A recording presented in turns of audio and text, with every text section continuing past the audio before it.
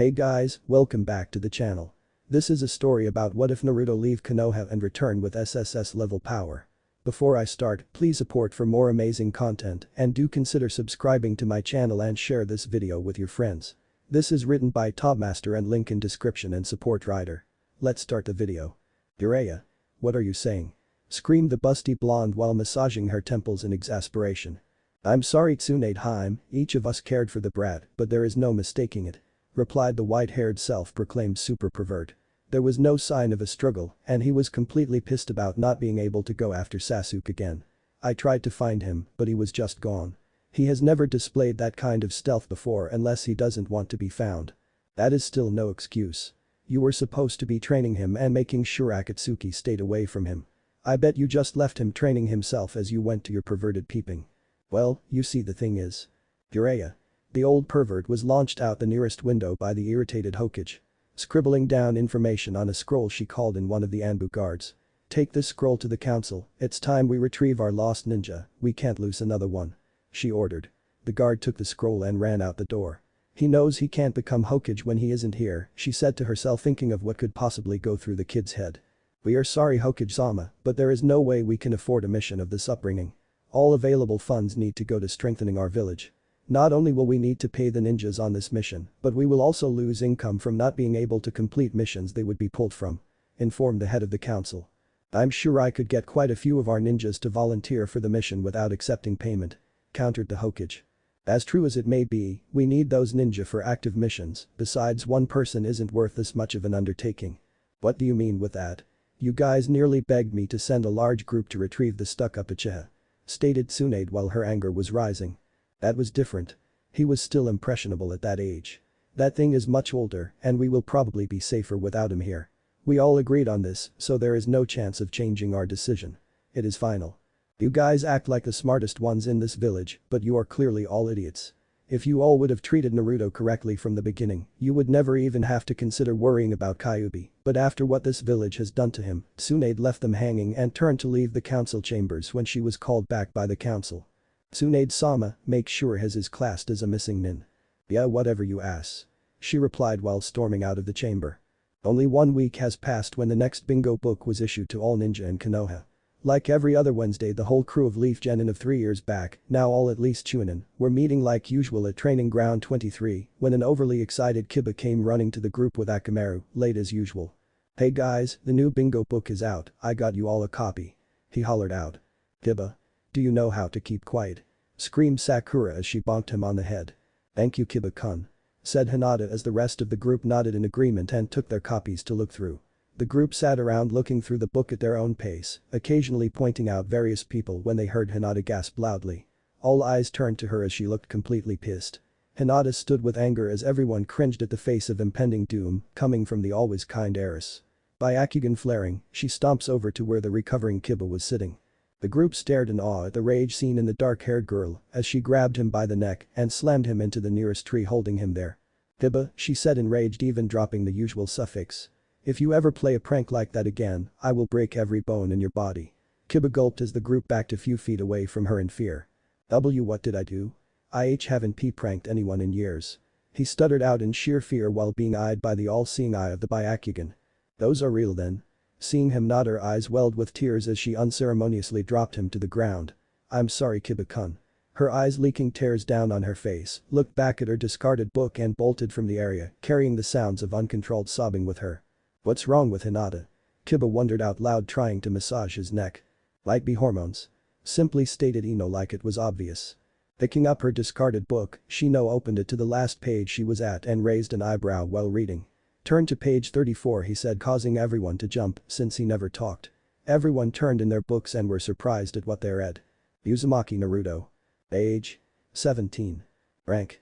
Genin. Status. S-class missing nin of Konoha. Notable jutsus. Rasengan, Kage Bushin. Although ranked as Genin, expect well over Jonin capabilities. Most likely has a vast collection of ninjutsu as well as proficiency in taijutsu. Do not attempt to engage the target, his real strength is still unknown, possibly Kage level. The group just stared at the page in wonder, trying to figure how the loud self-proclaimed future Hokage would even consider running like the traitorous Uchiha.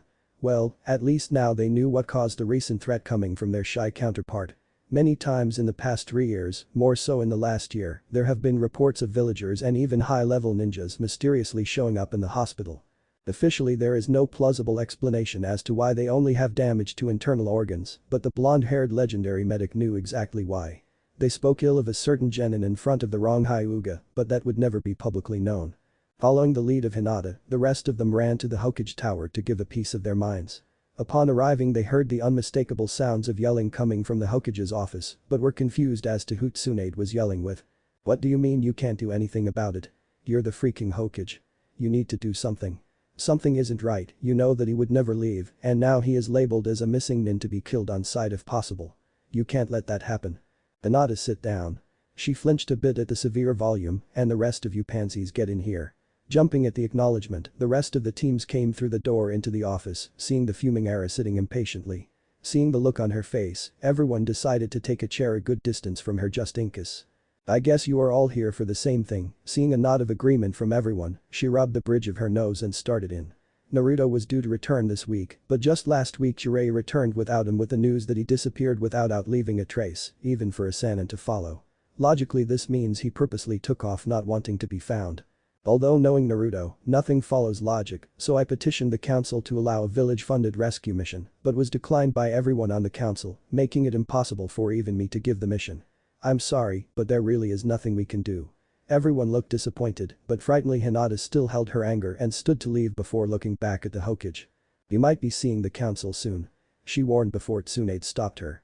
"Hinata, I have overlooked your previous actions to this point, but this is a direct order, do not attack the council. If you do it will be seen as treason, and I won't be able to protect you from the death penalty," warned the worried blonde.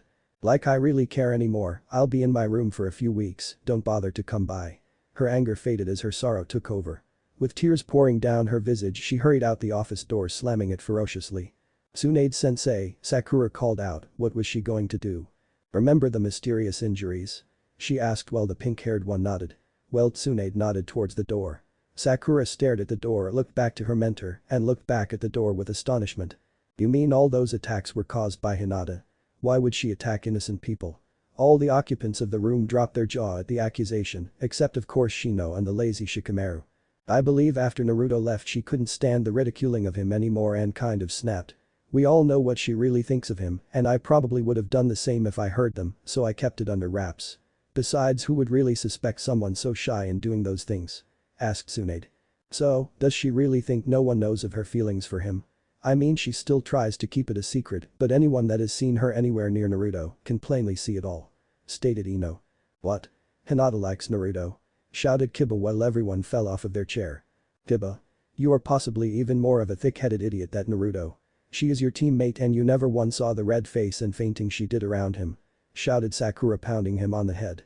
I thought she was like allergic to him or something," he replied, earning another whack on his head. "You really are dumber than Naruto, at least he has an excuse of not having a family," lazily commented Shikamaru as he wandered out the door mumbling. "Why did you have to be so troublesome, Naruto? Is there something we can do, Tsunade-sensei? I can't lose another teammate," asked Sakura, now showing some feelings. "No, I'm afraid not, even if we convince him to return, he'll be surely executed. I just hope he finds what he is looking for, that baka." Those that show emotions had the distinct look of defeat as they left the Hokage tower. The group split, going to their own destinations, thinking of how they possibly could have lost another ninja. Later. It has been a full year since the announcement that Uzumaki Naruto was declared a missing nin. A year where no day has gone by without a pale-eyed young woman shedding a tear for her missing love interest. In this year some unexpected things have happened in Konoha. Some members of the council were crippled due to an accident involving explosive tags, or at least that is what the reports say. I mean, really, what else could cause one member to have many broken bones and be embedded into a wall while the other seemed to suffer from overloaded tenketsus but remained unharmed otherwise? It's not like some strong ninja blasted one through the wall while another incapacitated the other, right? The Hyuga clan also had some changes. Hanabi was declared the heir to the clan by the insistence of Hinata, asking to be allowed to life on her own without the caged bird seal in exchange. The clan council took very little time deciding in favor of the proposition. They were glad to have a powerful heir and also to not be associated with the weaker of the siblings anymore. For Hinata, this was the best choice she has ever made. She was no longer tied to the Hyuga rules and could do things her own way. She has definitely changed now and she showed it openly. She never again wore the old jacket, of which she was known, since she felt she had no need to hide herself from her father's scrutiny. She also grew a fierce determination, where it came from no one could figure out, and as such she never stuttered anymore, but she still kept some of her underlying shyness that would show up every so often. Not needing much in way of housing, she mysteriously, found a very small apartment that couldn't be rented out to anyone. She managed to get the proprietor to rent it out to her for half price, only with the condition that she would have to clean out the remnants of the previous tenant, like these strange orange clothes. Obviously she knew what apartment she was renting. But the money she has been saving, she bought all new furniture and appliances. The stove didn't work and no one wanted to clean out the old fridge after sitting for 3 years. Once that was all accomplished, Hinata finally felt like she had a home. A cozy place for a person or couple to start out. The only thing she felt was missing from her home was the previous tenant. She always imagined he would walk through her door announcing he was home, but never did and probably never will. This bright cheery morning started like every day always did. Hinata would wake up, do her usual morning stuff, shower and stuff, and get ready for another day. She wore tight-fitting knee-length black shorts, along with an equally tight-fitting tan short-sleeved shirt displaying, on her sleeve, a small spiral with a high Uga flame emblazoned in the foreground, as well as showing off her envied curves. Over her shirt she placed her deep blue, almost black, flak jacket and secured the straps. Everything she did in the morning was done like a normal single woman would, except for every time she left, she would take a glance at the few pictures and weapons left by the previous tenant, sighing. She always tried to hold back her tears, but never managed to do so, and today was no different. Wiping off her face, she took off for the tower, for another mission to occupy her mind. She moved at unreal speeds, leaving barely any evidence she was anywhere near, since she found that by removing her jacket, she gained the attention of most of the male population. "You may enter," called out the Goddamn Hokage. The door opened, revealing pale lavender eyes and elegant face of the powerful Kunoichi. "Ah, Hinata, what can I do for you?" Tsunade asked with a smile. "I would like a mission if it isn't too much to ask," she replied. "Well, I don't really have a mission suited for your expertise." Seeing her disappointed look, she shuffled those some papers, "But I do have a high C-ranked mission. It requires you to deliver a package to a village between Fire Country and wind length is approximately 5 days. This is a solo mission due to your strength. Do you want it?" "Yes, I will accept this mission, thank you Tsunade-sama." Bowing, Hinata turns to leave until she is halted by the busty woman. "Hinata, are you alright?" she asked concerned. "You do know almost everyone knows why you are depressed and you can always talk to me about it, right?" Yes I do, thank you, but I'm fine, really." Hinata forces a sweet smile and attempts to leave once more until she hears a forced cough. "Is there something else Tsunade-sama?" she asked, and her attention was brought to a small package still sitting on the desk next to the mission scroll. "Oops, sorry," she embarrassingly offered as she picked up the package and scroll and promptly left to get ready for the mission. The days went by as she steadily journeyed to her destination. Being alone in the forests of Fire Country always seemed to cheer her up, and she was smiling, humming a tune as she walked along, watching the wild animals come towards her gentle voice. She watched the small animals run and play amongst themselves as she would giggle at their antics. "I've always seen children play like this, but I never did, and neither did he. I wish now that I could have talked to him and had become his friend, so we could have enjoyed our childhood," she sighed to herself while watching the wildlife in slight disappointment. Night started to fall on our friendly traveler when the air became cooler and the fog started to form in the air. Deciding it would be best to stop, she set up camp off the road a ways in a small clearing. After setting up some traps, eating, and placing a jinjutsu on the camp, she retired to her tent. Taking off her jacket and a certain undergarment, she nestled herself into her sleeping bag for the duration. Like always, her dreams were of a young blonde kid always grinning as he ran with her through the streets of the village, but unfortunately for her, they always seemed to end abruptly with the coming of daybreak. Hinata emerged from her tent, meeting the dim light shining through the still dense fog. She knew time was getting short, so she had to move through the fog instead of waiting. She packed up the tent and supplies and set back to the trail, activating her Byakugan every so often to make sure she was still on the correct trail. An hour has passed and Hinata was starting to get apprehensive. Surely it has been long enough for the fog to lift, but it still hasn't. Pondering her situation, she sensed movement and activated her Byakugan. With her increased sight, she was able to make out 7 ninja, 6 approaching from all sides while the last stayed back. "Crap, there goes the C-ranked mission," she told herself before falling into a defensive Jaiken stance. The first 2, low Chunin, attacked quickly after getting in range with straight up to jutsu and were easily dispatched by a palm strike to the head and heart, 1 for each of them. That was when the other 4 came in and surrounded her. "Hand over the package," one demanded while the others drew weapons. I don't think so, I haven't failed a mission in over a year and I'm not going to start now. Confidently declared Hinata. You get to die then little bitch, any last words I should send to your home? No, there really isn't anyone there anyways, besides, I won't lose to you bastards. Three of the now angered nins charged battling it out with the superior female. Hit for hit the 3-on-1 battle continued, but the three attackers started to slow due to the extensive hits from the Jaikin, but even she started to tire from chakra usage. Hey there Missy, it appears that you are slowing down, your battle is soon to end. Announced the leader. You are right they are done Kaiten, her three opponents flew off in every direction by the chakra sphere, getting knocked out upon connecting with the surrounding trees. After panting a bit to catch her breath she turned her attention to the assumed leader. Well then, are you going to give me the package now? You are clearly in no position to battle a ninja of my caliber. I will never allow you to take the package, my mission will not be a failure. Hinata prepared herself, but was clearly way too tired to be a challenge, and was clearly at the disadvantage in her fight. Her opponent between blocks managed to land enough slashes on her to shred her flak jacket to the point where it got in the way of fighting. Discarding the jacket she returned to the battle. Due to losing the jacket she was able to get a decent hit in since her opponent was slightly distracted by her chest but recovered quickly and stabbed a kunai into her left shoulder, drawing large amounts of blood. I guess this is really it then I may be able to get a few more attacks in, but I will never be able to take out the last guy and he's coming now I'm surely going to die here. Where do I know her from? I am sure I've seen her before thought a dark-clad ninja sitting on a branch. He continued to watch his mystery woman hold off a small group of ninja when he finally saw something slightly familiar, the lifting fog swirled around her before she spun around sending her opponents flying. I know where I saw her before, she is that ultra pretty girl I saw in the water years ago whoa, she just took her coat off she's much older than before. He was brought away from his thinking when he saw the kunai enter her shoulder with a scream. I cannot let her die he thought as he jumped from his location. Hinata watched the attack come at her, aiming to stab her directly through the throat. She watched as it moved closer and closer still. With the Byakugan still active she saw the other figure closing in fast, very fast. His leg took to the air as chakra flowed around it aimed to strike her head. Cringing in fear of death, she waited for her mind to be silenced when she heard a shout, Kitsune Kiku. Simply translated to fox kick real original and a sudden thud in front of her. She looked towards the source of the thud and saw her very opponent's head caved in on the side by a single kick with a tall man standing over him facing her. Due to her blood loss from the injury, she got dizzy and fell forward and into his strong firm arms before losing the battle for consciousness. Once again night was coming. Darkness threatened to consume the area when a man entered a small self-built single-room shack carrying a young indigo-haired woman in his arms.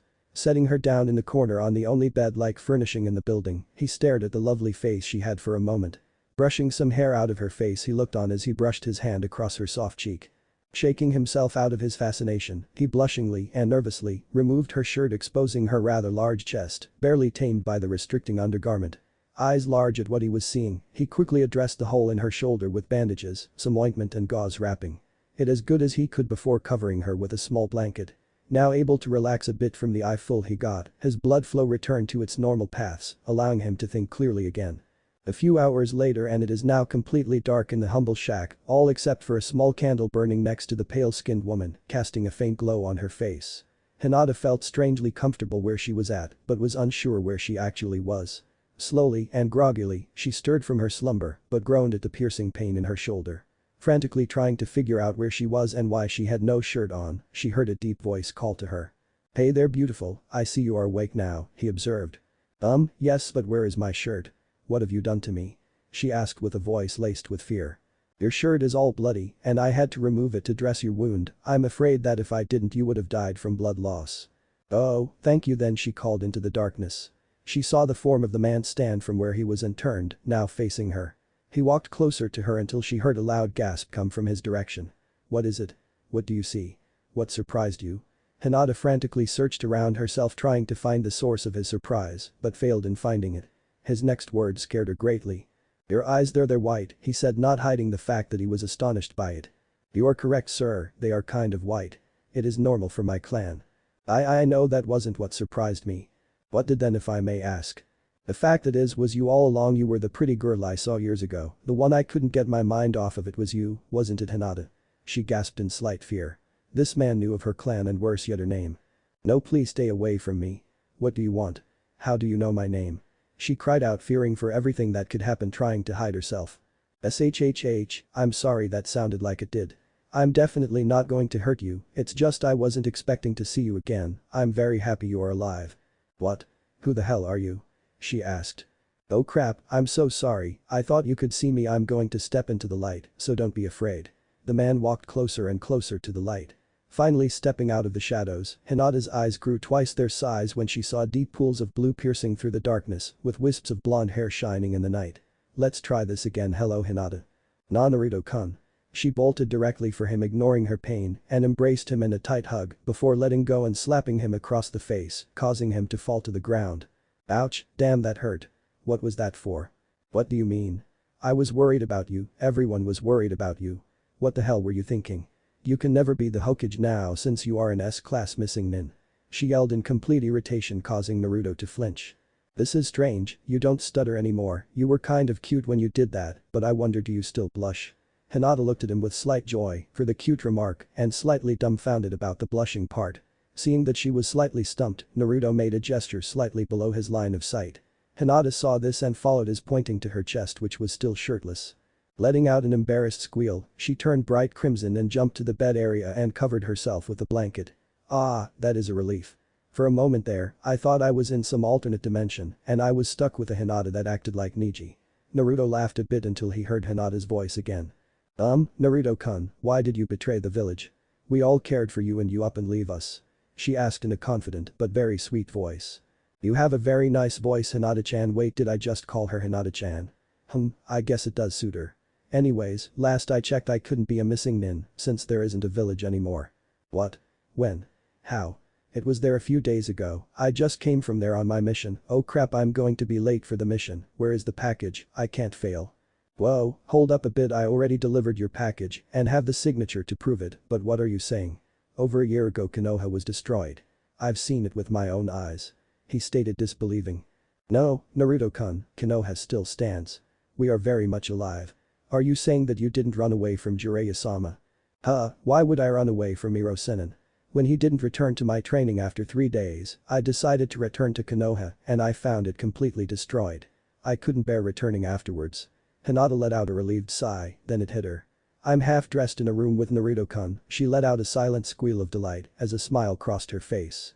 I'm glad you didn't really run away, but you are still classed as a missing nin, so you won't be allowed to return to Konoha.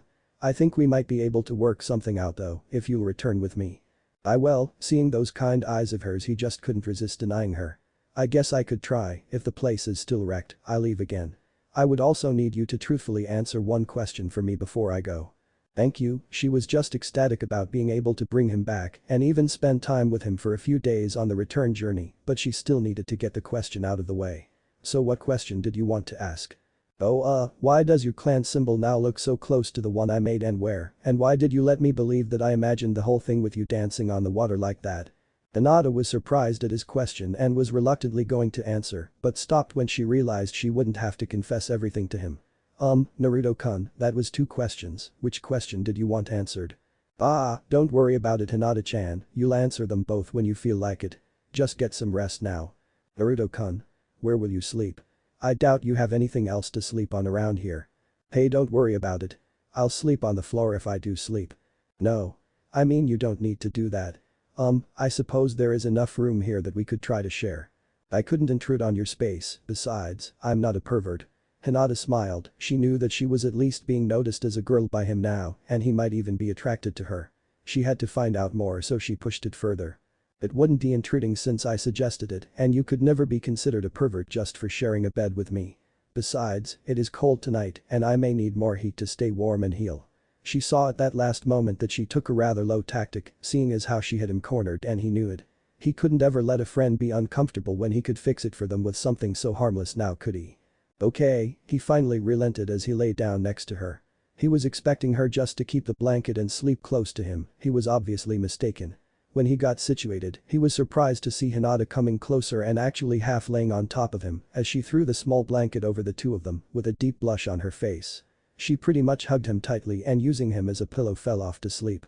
A few moments passed before Naruto got himself calmed down after feeling her breasts pushed up against him. Not knowing what to do in this situation, he just lightly stroked her back and felt her relax completely, almost melting in his arms. She obviously enjoyed it, so he continued rubbing her back and got something close to a perk come from her before he heard something else that he wouldn't be able to forget. "I'm glad you're finally all mine, Naruto-kun," she murmured in her sleep. "I'm dreaming, it is all just a dream. She couldn't possibly care about me like that, just a dream." Naruto thought that over and over to ease his mind until he finally fell asleep. Morning came blasting its light and heat across the forest canopy. It was early, but for someone with way too much on his mind, it wasn't that early. Naruto woke at the break of twilight and has been thinking of the last few words he heard the night before. He just couldn't figure out in his head if someone like Hinata even had the ability to like someone of his status. Like the heiress of a clan could really even consider me, it's an impossibility. His mind was filled with these thoughts, but what never seemed to grace his thoughts were ones of a pink-haired girl. Everything consisted of the dark blue-haired one. He kept pondering his thoughts, not even paying attention to the fact that he was now gently running his hand up and down the mostly bare back of the girl lying on him. He also wasn't aware that she has been awake for a while now, just enjoying his touch. "Oh, this feels so good. I wonder if he even knows that he is doing this. Not likely though. I had to trick him into keeping me warm. I bet if it was Sakura, he wouldn't have hesitated. He will probably forget about me again after we get back. I just wish she could love me." Giving up on her jumbled thoughts, she knew she needed to be going and had to officially wake up. "Good morning, Naruto-kun." Her announcement made Naruto jump slightly and quickly stop his actions and snapping him back to reality. "Good morning, Hinata, you stay warm?" he asked emotionlessly. "I knew last night was just a slip of the tongue. He has only called Sakura using Chan. Yes, I did. Thank you. We should probably get moving. I'm expected back soon." Hinata stood up and walked towards the door in the attempt to leave until she was interrupted. "You know, Hinata, you really shouldn't walk around outside like that. You may draw attention to yourself." "What?" she asked, not seeing the problem. "You seem really distracted. You know you still aren't wearing a shirt." Hinata turned red even to the point that it spread down to her chest, while Naruto chuckled at her attempt to cover herself. "Clearly your arms aren't nearly large enough to cover all of you here." He throws a shirt to her and she promptly puts it on, still blushing. "Thank you again, but this shirt smells weird though." "Yeah, sorry about that. I wasn't expecting to loan out a shirt. We should really stop by the river and give them a good scrubbing. We should be able to get the blood out of your other shirt so you could be comfortable again." Grabbing the few clothes he had and Hinata's bloody shirt, he ushered her outside and headed down the path towards Konoha. The two travelers were unaware of each other's similar thoughts as they walked. Each of them were glancing towards the other and managed to face front before the other caught them. They stayed silent for most of the day, just stopping occasionally for bits of food they managed to rummage up. Deep in the afternoon they came upon the shallow river where they could wash the clothing and left the road. Walking into a small clearing by the bank of the river, they found a group of rocks suitable for use as a washboard and set into their duty. Hinata was convinced by Naruto that with her injury she should not be the one doing the washing, so he went to scrubbing the clothing. He managed to get the blood out of her shirt without too much effort and handed it to Hinata to be hung up to dry. Hinata brought the next piece and set it down next to him to be washed. The process went on through all the clothing until the last piece. With a mischievous smile, Hinata threw the shirt into the water next to Naruto, causing water to splash up and douse the blonde. What was that, Hinata?" He sputtered angrily until he saw her cheerful smile and couldn't be angry. "Oh, so that's how it is then? You are so going to pay for that," he declared, taking off after her, splashing water towards her retreating body and giving chase. The two ran after each other, giggling, laughing, and splashing water on each other. 5 minutes later they were both soaked head to toe, but still were enjoying the game as they continued chasing and splashing water until Naruto caught Hinata around the waist. Their laughing faded as they turned and looked into each other's eyes and found themselves uncontrollably inching closer to the point where their lips met in a soft and sweet kiss. Realizing what just happened, Naruto jumped away from her like she was on fire. "I blame this scene for everything. For some reason it just jumped into my head and I built this entire story just to hold this scene. All this fluffy stuff, I should be ashamed." Sorry, I didn't. I mean I," stumbling over his words, he couldn't make a cohesive sentence. "Naruto-kun, what's wrong? A kiss is supposed to be a good thing, just accept it," she stated while smiling. Well, it isn't exactly about the kiss, it's something else. I just can't." Hinata looked crushed after hearing his words and had a feeling what it could be. "I see. It's because of Sakura, isn't it? You still like her?"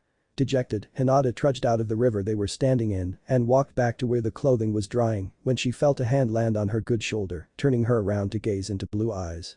"No, it has nothing to do with Sakura. At first I did like her because she was pretty and outspoken, but I found out she really wasn't that good of a person, so after a while, it became just a ploy to try and keep girls away from me." Hinata looked at him, not quite understanding his reasoning, so he had to elaborate.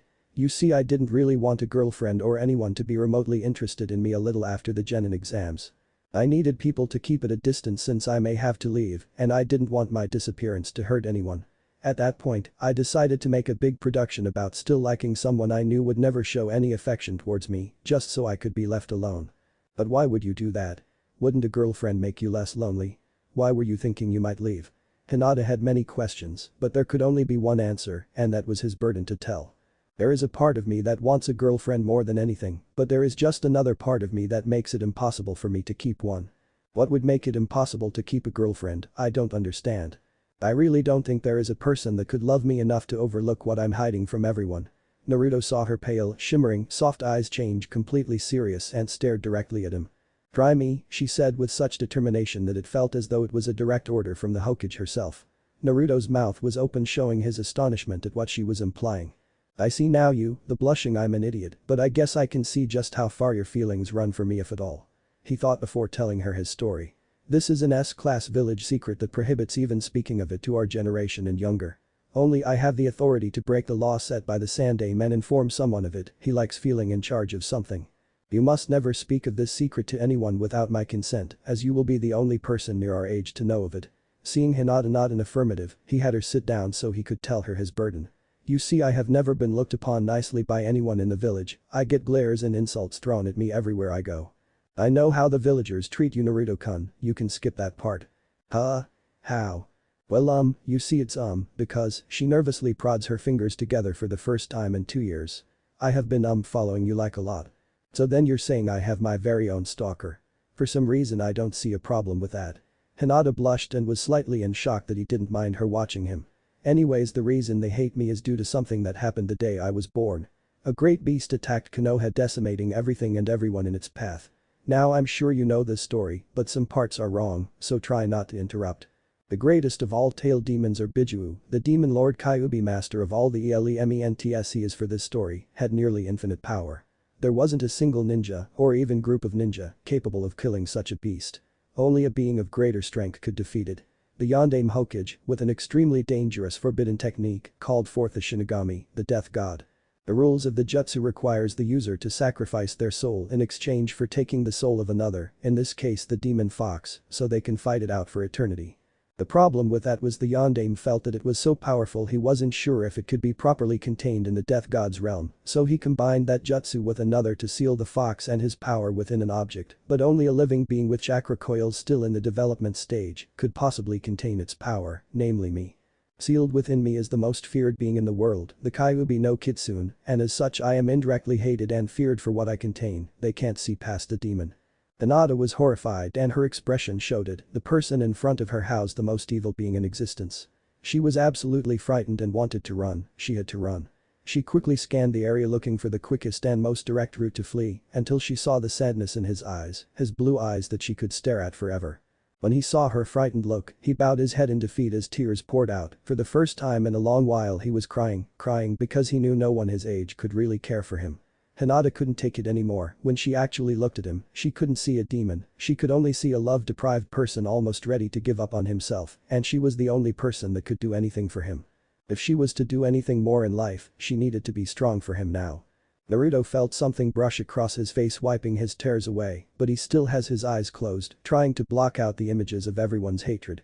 He then felt a small soft hand under his chin tilting his head up, yet he still didn't want to open his eyes. Feeling moist warm air cross his face, he wondered what that could have been until his question was answered. Something soft and silky smooth touched his lips, and he immediately remembered where he felt that touch before. He was being kissed. His eyes jolted open, but all he could see was dark hair and the side of her face, where he could see a single tear flow down her cheek. A single hand snaked its way behind his head and held him tighter to her lips, and he closed his eyes to enjoy the moment even if it wouldn't last. Hinata was in heaven, she was kissing her lifelong crush, and he wasn't protesting. Her mind threw out the feelings of fear as she only could love this person. He was no demon. She was happy, but felt the hunger to have more. To really show him that this wasn't a pity kiss, but something that meant more. She lightly parted her lips, making way for her tongue as it touched his lips, asking for entry. When he felt the wetness of her tongue slide across his lips, he was quite surprised, since he never knew what it meant until he felt it wiggle its way past his lips. She was allowed entry, and immediately her tongue wandered deeper until she felt his tongue push hers out. She disappointedly retracted hers and was about to break the kiss when she noticed that he didn't want to stop kissing, but wanted a good taste of hers, as it was his tongue that was now intruding in her mouth. Their tongues fought and wrestled with each other for a while, until they mutually decided it was time to break it off. Whoa, who would have thought it, the most beautiful kunoichi in Konoha was interested in a failure like me. I wouldn't have believed it even if someone told me, you even implied it, and I still didn't believe it. What, beautiful? I don't think I'm that attractive at all. And they call me the idiot. Have you really ever looked at yourself? You have always been the cutest and most beautiful, but between your shyness, that huge jacket, and that father of yours, no one could let themselves believe that you were. Hinata looked herself over and noticed that her shirt was still wet and clearly was more revealing in its state. Jumping up, blushing, she ran behind a tree and put on her mostly dry shirt they washed and came back out to the open. So then, how much do you really like me? I mean, no one kisses a friend like that. I mean, wow. Well, it's well, you see, I come on, you can do it, just tell him, you've already made out with him, just do it, she told herself, trying to build up confidence. I don't think I even like you at all. I think it's more like I'll love. Love? I guess that really does make sense now, but I'm afraid that I don't love you. Hinata felt her heart start to shatter before he explained, but that isn't because I'm not willing. You are a great person and I'd be stupid to ignore you or your feelings, but I don't think your father and the village would make it easy on you. My father doesn't matter anymore. I disowned them and I'm living on my own, and the villagers can just screw themselves. I've changed, so no one will keep me from what I want. You really haven't changed all that much, you just got a confidence boost. Actually, a huge confidence boost. Come on, we need to be going. I now have someone to come home for, and as such I now believe Konoha stands as you said. Let's go home. They packed up the clean clothing and set out once again for Konoha. They walked and talked a bit, but nothing about their relationship. Hinata was puzzled to say the least. She knew his deepest secret, she knew he liked how she looked, but she just couldn't figure out why he seemed like he was avoiding her touch like a plague. Inevitably night has to come, and with it the travelers decided to sleep for the night. After making a small fire they cooked a small meal, with fish from a nearby river. They made some small conversation before Hinata felt it necessary to try and sleep by the fire. She got herself comfortable and dozed off while Naruto stared into the flames of the fire thinking. They would have used stuff from Hinata's pack throughout the trip, but it was lost after her fight, just in case you were wondering.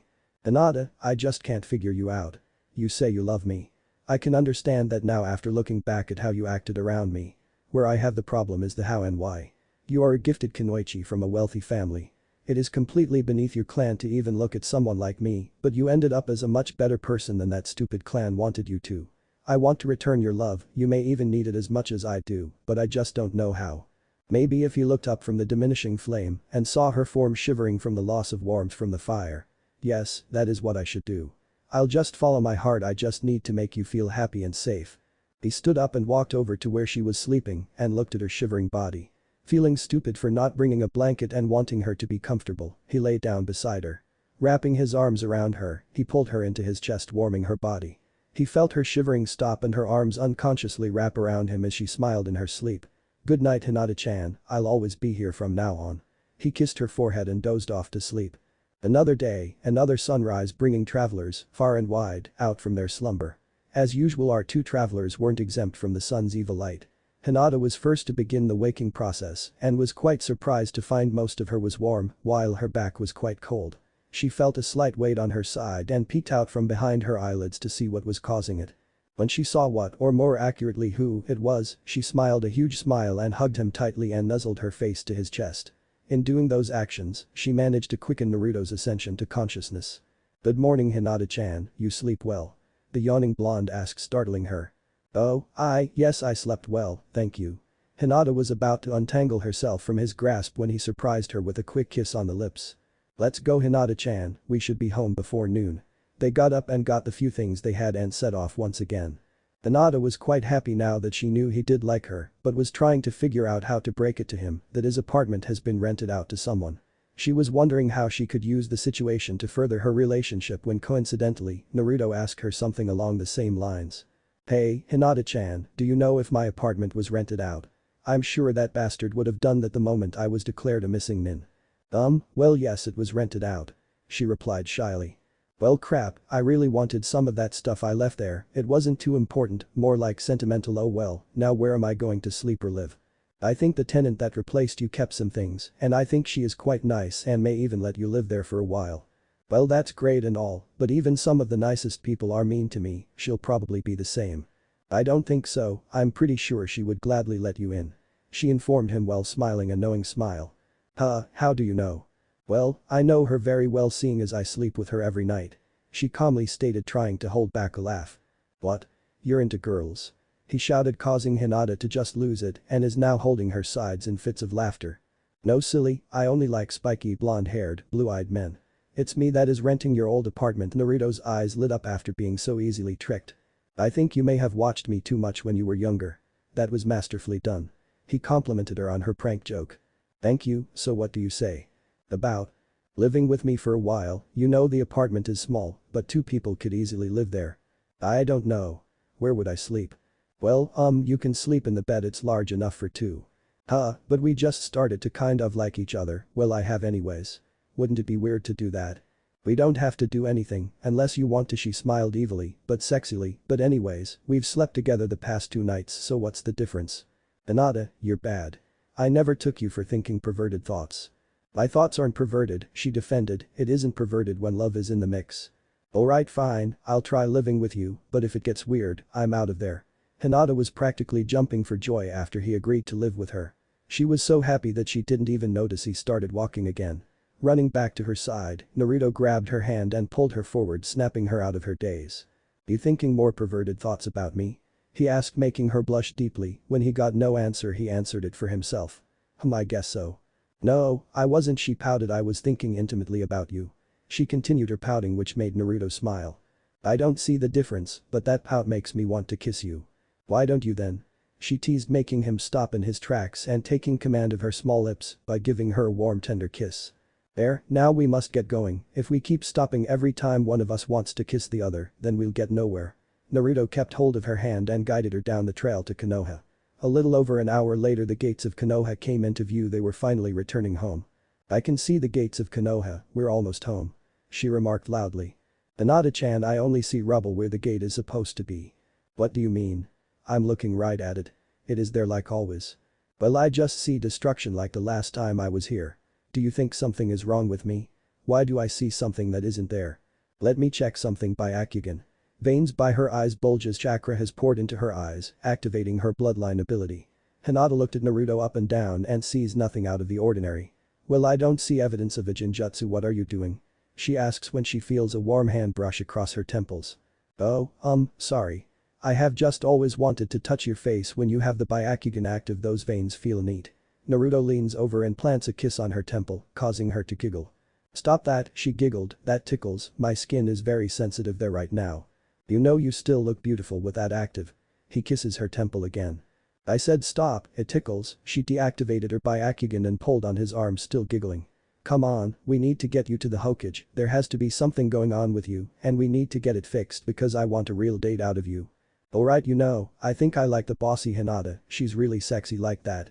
Oh, shut up already, use a henge and change yourself, you don't want to be noticed. She ordered.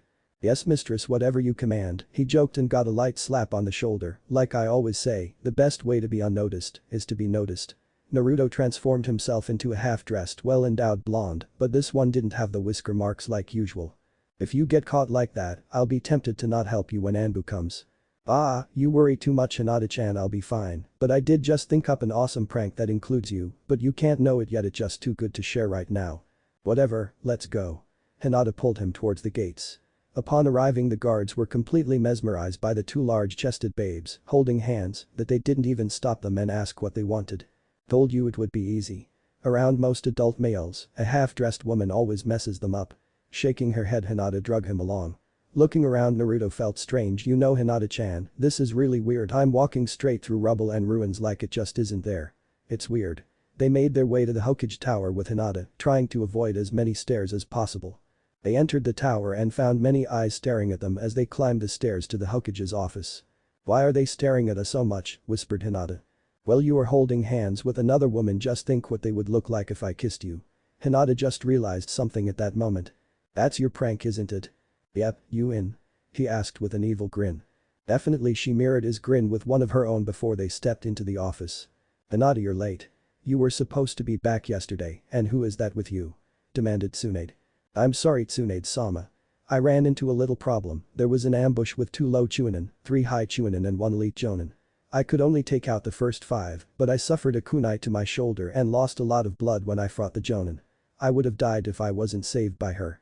Well, that is unexpected, but the real question is why are you holding hands with that woman? And are you saying that she saved you from a jonin? Well, hopefully you can fix her. I want to go on a date as soon as possible. She said with a grin. You what? Date her you, huh? Came Tsunade's messed up response. Yep, I'm still trying to repay her for helping me. Hinata grabbed the blue-eyed blonde and proceeded to do some serious making out, tongues and all.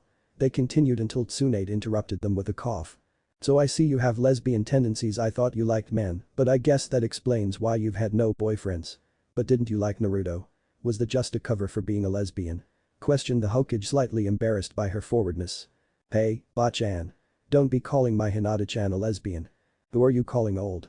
I'm the Hokage. Have some respect. I'll easily beat you down faster than you can blink. Yelled the enraged blonde. You're old, you just hide it, and we all know you're just keeping that chair warm for me, and I'll have you know, I blinked many times the last time we fought, so I'm not afraid of you. Huh? Stared Tsunade in uncertainty as the 2 women in her office were laughing their asses off. Naruto dispelled his hinge and looked at the now fuming Hokage. You should have seen your face, it was priceless. I can't wait to try it on some others. Laughed Naruto, still holding Hinata's hand. What the hell? I didn't even sense a hinge. Tsunade stated before putting on the serious face. Now you have some real explaining to do, Brad. I could have you killed just for being here.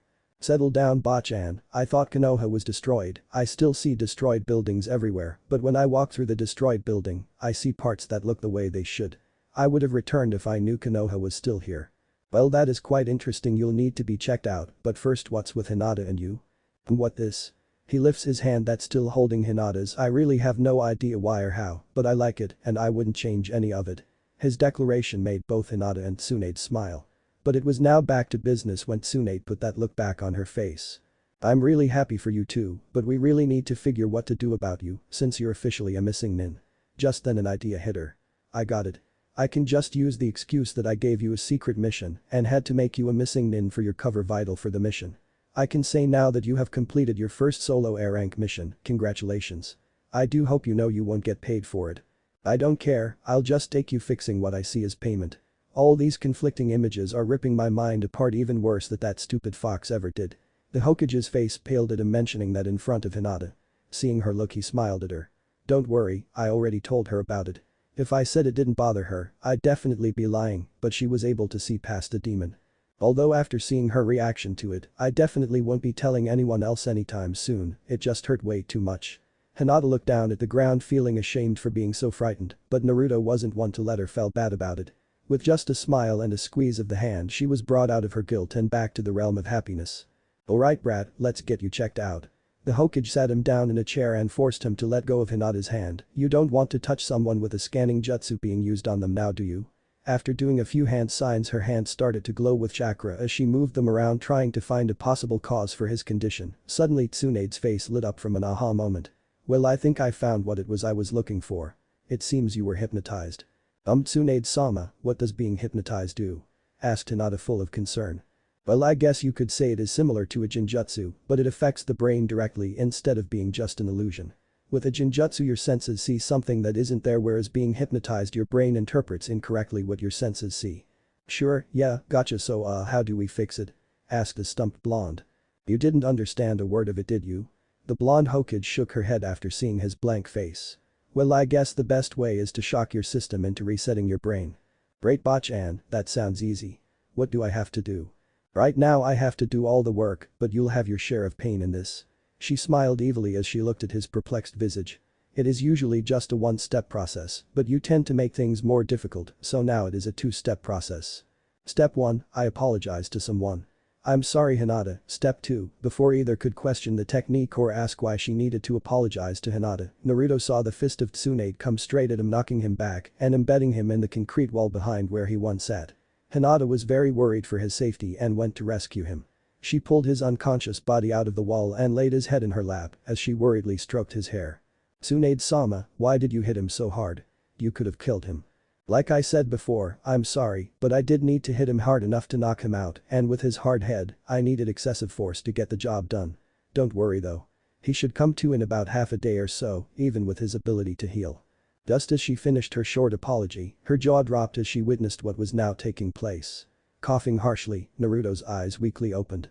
Seeing Hinata gazing at him caused a smile to grow on his face. Hinata leaned down and planted a caring kiss on his lips and then helped him to stand. After standing, Naruto looked right at Tsunade with a slight bit of anger. Damn it, Bachan, that really freaking hurt. You could have just warned me.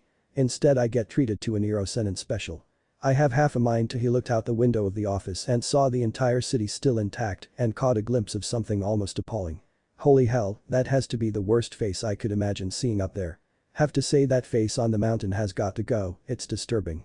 That definitely struck a chord with the busty Hokage as she stood with anger written all over her. She cocked a fist back and threw a quick punch towards Naruto, but felt nothing but air. Then she noticed he wasn't there anymore, sighing in frustration she went to sit back down in her chair to, once again, find just air and fell on her backside. I'm going to kill you, brat. Oops, I went a little overboard, come on Hinata, let's cram, this could get ugly. Looking away from Hinata he saw Tsunade's face twisted with rage, nope it already is ugly, run Hinata. She's gonna blow. The two ran out the door, Naruto pulling a slightly scared, slightly amused girl behind him and slamming the door, leaving a steaming mad Hokage behind. Tsunade tried to calm herself and was succeeding slowly until a spiky blonde head popped through the doorway. Oh, by the way, thanks for fixing my head, Bachan. Naruto retracted his head just in time to avoid the stapler that is now sticking out of the wrong side of the wall. The sun was on its last trek of the day as it quickly approaches the horizon to take its place ushering in the night. Running from the Hokage tower you could see two busty, beautiful women, holding hands, running down the street towards the Hokage monument. The two arrived at the top of the monument as the blonde woman went up in a puff of smoke, revealing spiky blonde hair and a masculine face. Naruto-kun, I think you may have overdone it with the Hokage. Nah, don't worry Hinata-chan, she may have quite the temper, but a good nap and some sake makes her anger fade, so there shouldn't be anything to worry about. Well, okay, if you say so. Anyways, why did you bring me up here? I never even knew you could come up here. We really shouldn't be up here, but I've always gone up here to think. I brought you up here to show you the only place I went to avoid everyone. Naruto gazes across the village, but notices something isn't quite right about what he is seeing until he glances at Hinata. You know, there is something missing, usually I see this dark-haired person running down that street headed towards the high-class district. I never really could figure out who it was and why they were always running that way at the precise time I would sit up here. That is until today. Hinata looked at him unknowingly trying to figure out what he was talking about. Don't give me that look Hinata. You know exactly who I'm referring to. You always seemed to lose me when you were stalking me around here, didn't you? Hinata squeaks and tries to hide behind the nearest tree while turning red in embarrassment. Naruto now chuckling calls to her, come on Hinata, get your cute self back out here. You're going to miss what I brought you out here for. No, she squeaked in reply still hiding from him, you think I'm some sort of weird fangirl or something don't you? She peeks around the tree to get a glimpse of him, but sadly notices he wasn't there anymore. Sadness crept up on her as she felt that he had left her because he was weirded out by her spying. Tears threatened to fall from her face until she felt warm hands glide over her hips and slide across her abs until they stopped and pulled her tightly to a warm mass, causing her tears to fade. Hinata-chan, he whispered in her ear, you get way too emotional, I think you may be the only one to ever love me, and I will never let that go, so don't ever think that anything you do could chase me away. Naruto let her go and situated himself at the base of the tree in a sitting position. Hinata went to sit next to him when he reached out and pulled her into his lap as she squealed in surprise. Wrapping his arms protectively around her, she lets her surprise fade as she leans back into his chest. They sat there for a few moments relaxing. Right before Hinata fell asleep, Naruto shook her form and motioned her with his hand to look up. She stared in the direction he pointed wide-eyed. Naruto-kun, it's so beautiful. Hinata stared in awe as she looked out upon the village as the setting sun cast purples, reds, oranges and yellows across the buildings, seemingly lighting the sky on fire. The clouds were outlined in a gold sheen as they floated in the fiery sky, giving it a heavenly aura. Between training, missions, and my overbearing father, I've never been able to take the time and watch a sunset. Actually, come to think about it, I've never played in the water like I did with you the other day either. I think I have truly found what my life has been missing, I've never had fun. I'm surprised you turned out like you did, if you can't have fun you would end up like Neji and Sasuke team, I was kept from having fun myself, but that was when I found the joys of pranking. Everyone need to have fun, so let's make a promise to each other, let's try to have fun together at least once per day. Hinata nodded with a smile as they stood up and made their way to the base of the mountain. After replacing his hinge the two made their way through the village, getting only a few looks from their hand-holding. They finally arrived at their destination, the apartment. They climbed the stairs and Hinata then unlocked the door and entered the small room with Naruto right behind. When the door shut, the hinge was dropped as he started inspecting the familiar but changed apartment. He couldn't have ever imagined the place could look so nice. He continued looking at all the new furniture and appliances until his eyes fell on the bookcase that was just inside the door. He saw every object he felt was valuable to him displayed neatly. The picture of Team 7 was in the middle, while his old goggles rested to the left and his first set of kunai occupied the area to the right of the photo. Above the bookcase hung a framed display of a bright orange jumpsuit, showing off the symbols from the back and shoulders. Naruto felt his eyes burn as tears freely flowed from his face while he looked upon the slight shrine-like setup. Hinata turned and faced him and saw the tears falling down his cheeks. "Is there something wrong, Naruto-kun?" she asked before she noticed the direction of his gaze. Shrieking in embarrassment, Hinata didn't know what to do. If he didn't think she was weird before, he would definitely think that now. She immediately started apologizing until she was silenced with a finger to her lips. "When you said you loved me, I thought it was that stupid love like Sakura loving Sasuke, but after seeing this I just can't think straight. All the love and caring you have shown for me in the past few days is more than I have received in my life. It's only been a few days, but I think you're making me fall in love with you already." Hinata was speechless. She was barely able to accept the possibility that he could love her at some point in time, but so soon, she couldn't fathom it. I too. Hinata couldn't put her happiness into words. She just can't seem to say anything slightly intelligent. Instead of trying to speak, she just went in for a kiss instead, but was halted when he continued talking. "So, Hinata-chan, just to make it official, will you be my girlfriend?" "You never had to ask, I always was your girlfriend and you only needed to become my boyfriend since you already had my heart." With that statement, they kissed and they kept kissing until they sickened the author and he had to stop the insanity. "Hinata-chan, what I'm going to say right now is going to sound strange, but don't take it the wrong way. I need you to take off your shirt." Her eyes widened as she tried to grasp what he was saying. "To check your wound." "Hello? Remember your shoulder?" This snapped her out of her surprised daze. "Oh, sorry, I didn't feel it hurting. It's just a little stiff, but I'm sure it's fine." "That wasn't what I was asking, I need to check it out." "You know that just because it doesn't hurt doesn't mean that there still isn't anything wrong." Reluctantly she agreed and whipped off her shirt right there, sporting a dark red tinge to her face. Her blush deepened when she saw his wide-eyed open-mouthed reaction. "I really wasn't expecting the whole show, I was just expecting a look at just your shoulder." He sputtered out before Hinata thought she did something horribly stupid and apologized and tried to cover herself. "Hinata," he called out, trying to get her attention, but she was still trying to apologize until he grabbed her wrists and pulled her arms, which were frantically trying to cover herself, straight down to her sides. "Hinata, it's fine. You are completely beautiful like that, and besides, you are still completely covered, now let me check your wound." After sliding her bra strap off her shoulder, he removes the bandages to reveal completely healed skin where the wound was located. "Well, it looks like you are healed now." "What?" she hollered out in amazement. She brought her hand over and looked and touched the area where a massive wound used to be. "How could it heal so fast? What did you use to make it heal like that? It must be amazing." Yeah, it was made by this most beautiful girl I met many years ago. She gave it to me after I was injured in a fight, but I could never figure out why she wasted it on me until a few days ago," he told her. "Really, who was this beautiful girl?" she asked with a hint of jealousy. Seeing her attitude towards this, he decided to rely on his pranking instincts and take it a bit further. "Well, I suppose you could say she was amazing," he explained while looking up like he was dreaming. "She was amazingly strong, had a wonderful personality, and was the sweetest person I have ever met. When I saw her again, after a few years, I realized I liked her a lot and asked her to be my girlfriend." Hinata looked slightly miffed about there being another woman that he asked to be his girlfriend. "So what did she say then?" she pried. "Well, it was the weirdest thing, she said yes, kissed me, and then ripped of her shirt like a maniac." Hinata now had the most confused look on her face, which caused Naruto to start laughing. He pulled out a small brown jar of ointment from his side pouch and handed it to her. The ointment she gave him during the Chunin exam. Hinata was definitely embarrassed now, and it showed. The red color spread around her body to the point where her stomach was starting to turn pink. "I didn't rip my shirt off like a maniac," she defended, "and my ointment was never that good. For me it was, I found that the moment it came in contact with my wounds I healed instantly," he explained. "So I found out that I put some of my chakra into the wound with the ointment, it heals others exceptionally fast. Well, I wonder if I could make some more and have you place some of your chakra in it with mine. We might have an excellent life-saving salve." She threw out, definitely excited.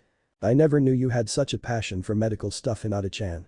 So tell me then, since you seem to know so much about that stuff, what is the best way to get stiffness out of one's shoulder?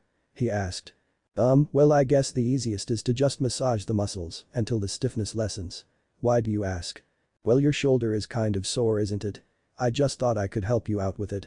You don't have to. I'll be fine. She stated before shouldering her strap again and picked up her shirt. Only to have her wrist grabbed again. I know I don't have to, but I want to. I'd do anything to help you feel the slightest bit better. Hinata thought about it.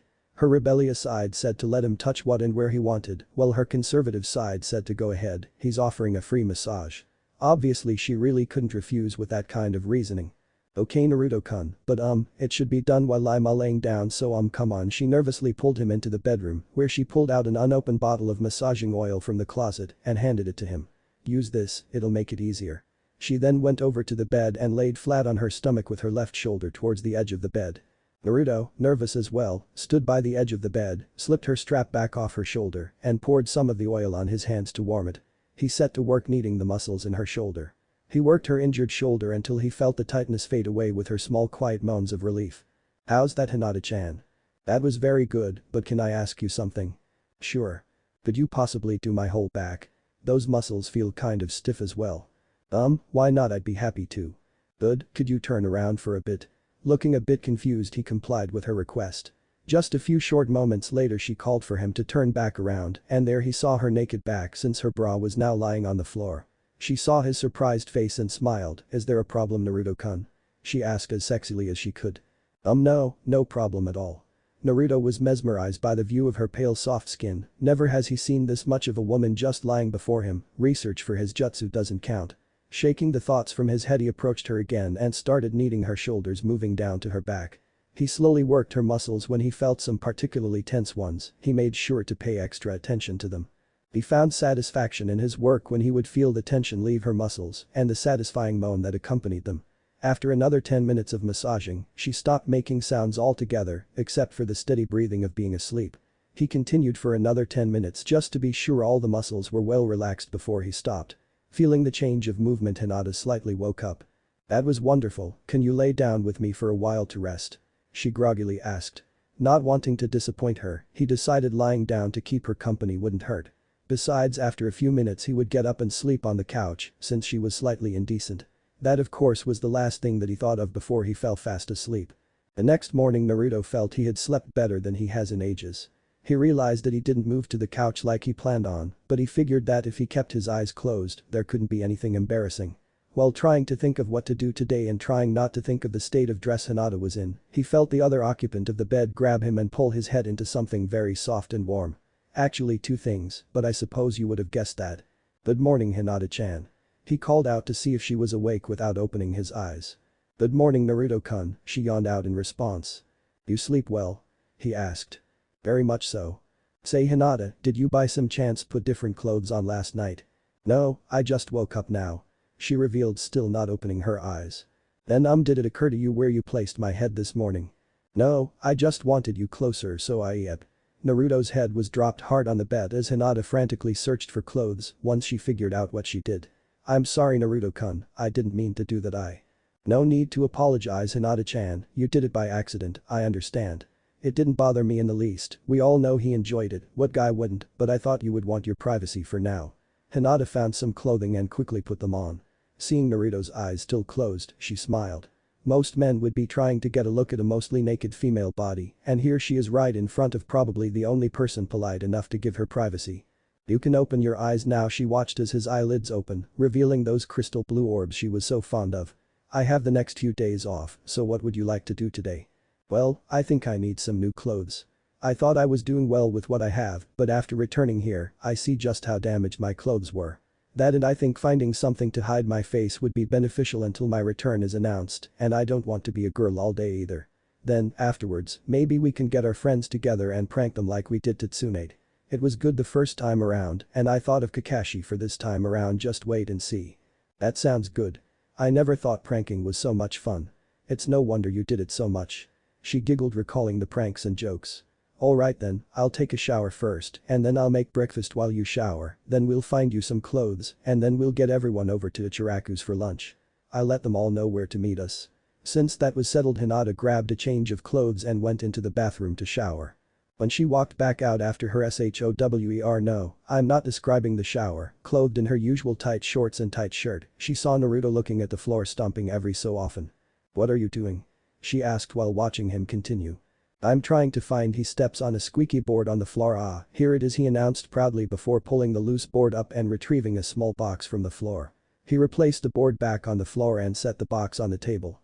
Hinata was curious to see what was in the box that he kept so hidden that even she couldn't see it with her Byakugan. When he opened it, she was amazed at the quantity of what was contained. "How much money is in there, Naruto-kun?" "Probably more that I should keep in a box, but what does it really matter? If you really think about it, I'm probably the richest person in the village." "What? There isn't that much in that box." "No, there isn't, but with my necklace here," he pulls it out from his shirt. "I could probably buy the whole village. It is a very rare crystal that the first Hokage made into a necklace and was given to his granddaughter Tsunade, and she lost it to me in a bet. If I'm wrong about a detail here, who cares?" Hinata nodded in acknowledgement before he stood and took his turn in the shower. Not before he took a good serious look at her body without her knowing it. Naruto finished his shower and was met with a pleasant aroma as he walked out into the kitchen area. Breathing in the aroma deeply, he smiled and kissed his girlfriend on the cheek. "Your cooking smells wonderful, Hinata-chan." "Thank you, Naruto-kun, now sit down and eat." They sat and ate their breakfast. What they ate is up to your imagination. When they ate, Naruto said nothing as he was just occupied with eating, while Hinata looked on at his exuberant eating with a smile. They finished eating and placed the dishes in the sink and went to leave the apartment. "You haven't really said much this morning, Naruto-kun. Is something wrong?" "Nah, I was just thinking, and yes, I do think now." "I wasn't going to argue with that, but what were you thinking of so hard?" "Actually, it was about you. I can't figure out how I went from barely knowing you to not wanting to leave your side in such a short time. It doesn't seem normal to do that, but then again I defy the meaning of normal every day." They shared a small laugh. "Just don't think on it too much. Are you at least satisfied where your life is going?" "Actually, right now I've found that being Hokage isn't the highest thing on my list of wants anymore. I realized I could easily be satisfied with my life just by knowing I was loved. Come on. Let's get going before I think myself into marriage." He saw Hinata's face brighten at that word and he chuckled, shaking his head. "You may be ready for that after a few days, but I'm not quite there yet." Catching a glimpse of her shoulder, he then realized the significance of Hinata's new symbol she wore. A combination of his and hers, like they were already married. "I am sure that will happen as well, but I just need to catch up a bit," he thought as they walked out the door. Stepping outside the apartment, Naruto used Hinge to return to the form of the blonde bombshell, and after grabbing the hand of Hinata, they made their way to the shopping district. As they walked through the crowds, Naruto wondered why he never thought of doing this before. Sure, he got some lecherous grins, but he never once saw an evil glare or heard an insult. The best part was every store they entered, they were welcomed warmly and wasn't ever thrown out. He got to see the inside of stores and shops that he didn't even know existed in the village. It was like a whole different world as he looked at everything with childlike eyes. While he was enjoying himself looking at everything, Hinata was also enjoying herself greatly by watching her love experience things he has never done before. Of course, between smiling at his enthusiasm, she admired some items as well. After they had their fun of wandering those shops, they came to the real reason they were out. Finding some clothing. Hinata brought Naruto to the place where she always came for her clothes. When they walked in, he nearly lost it. The place was huge. There were 2 floors to the store and it was mostly packed with any clothing you could think of, and if by some chance they didn't have it, they would make it for you. "Oh, Hinata-sama, it's so nice to see you again. Is there anything I could help you find?" greeted a petite female salesperson, Mina. "We're just looking for something for my boyfriend, and didn't I tell you to stop calling me Hinata-sama?" "Yes, you're right, my apologies, Hinata-san. So is your boyfriend here? I would like to meet the fortunate man that finally managed to get a hold of you." Now blushing slightly, Hinata answered after seeing her still female boyfriend. "Well, he is around here somewhere, with him being a shinobi, he could be anywhere. My friend and I will shop for him until he shows." "Very well, Hinata-san. I'll be around if you need my assistance." With a bow, Mina disappeared to the back of the shop.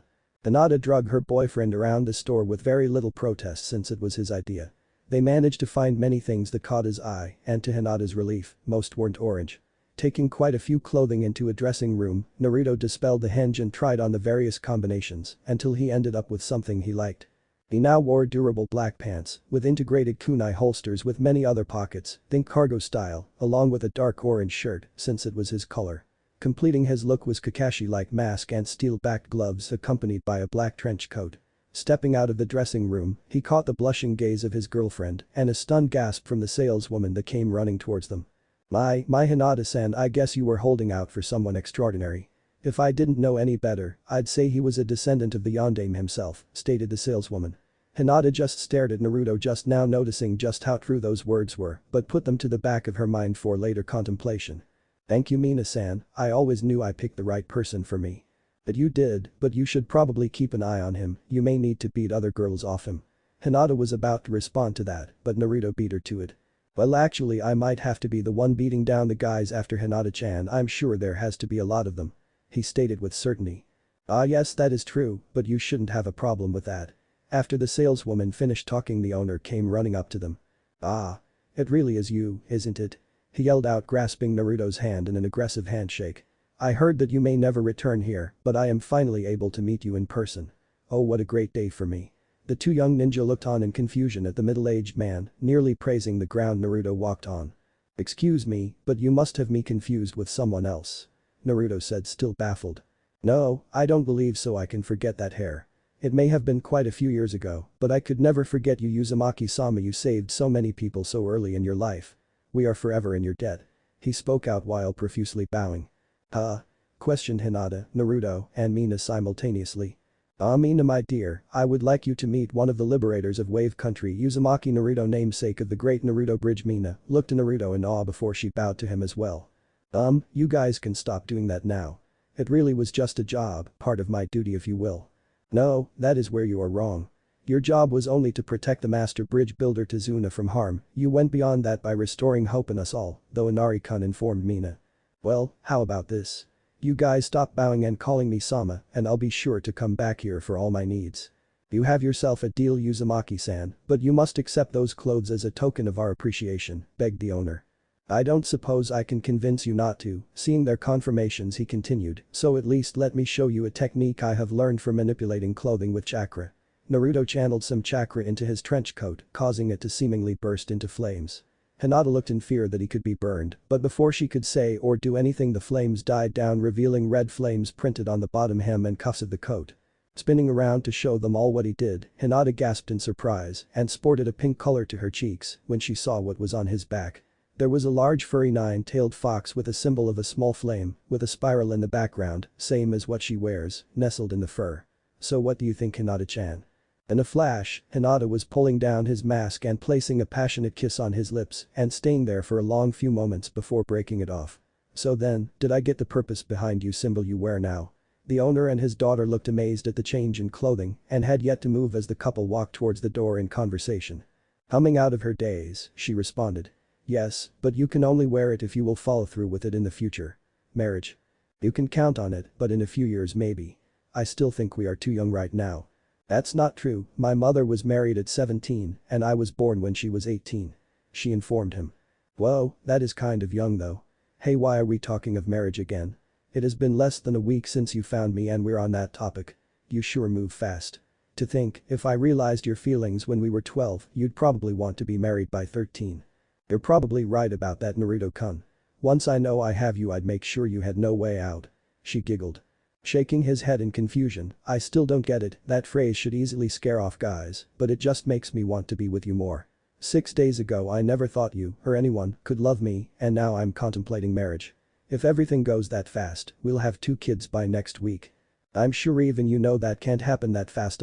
So where did you learn how to change colors of your clothes like that? She asked, changing the subject for him. That is probably one of the few perks of having an over 9,000-year-old fox stuck in you. So he teaches you stuff. Not really, he is a bastard through and through, but every so often I'll get some memories that aren't my own, and I learn some stuff. Anyways, let's roll. I've got some people to prank. You contacted everyone to get together, right, Hinata-chan? Yes, they should all be there in about another 15 minutes or so. Great, let's go. Naruto put the hinge back in place, and the two women once again walked through the streets of Konoha, making their way to Ichiraku's ramen shop. Later.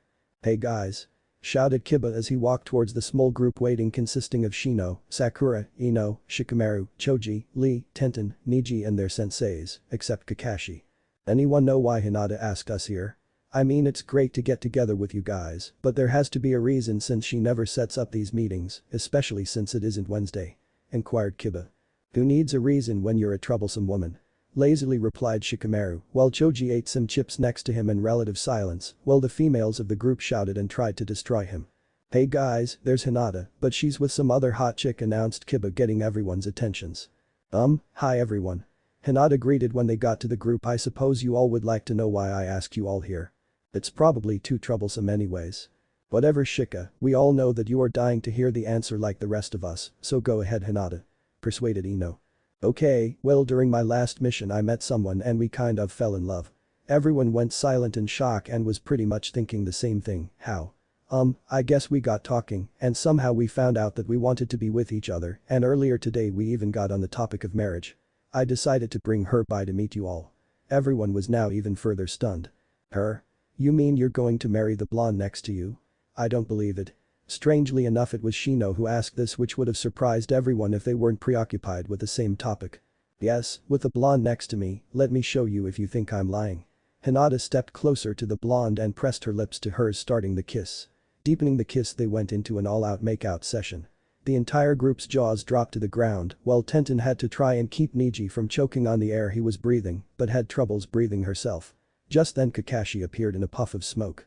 "Sorry I'm late." I was his one eye opened wide at the scene in front of him and messed up what he was saying. "There was a tree stuck up a cat and I threw an old lady into traffic to help," was his poor excuse. Just then the silver-haired Jonin caught a glimpse of something before his eye went back to normal and gave out a chuckle.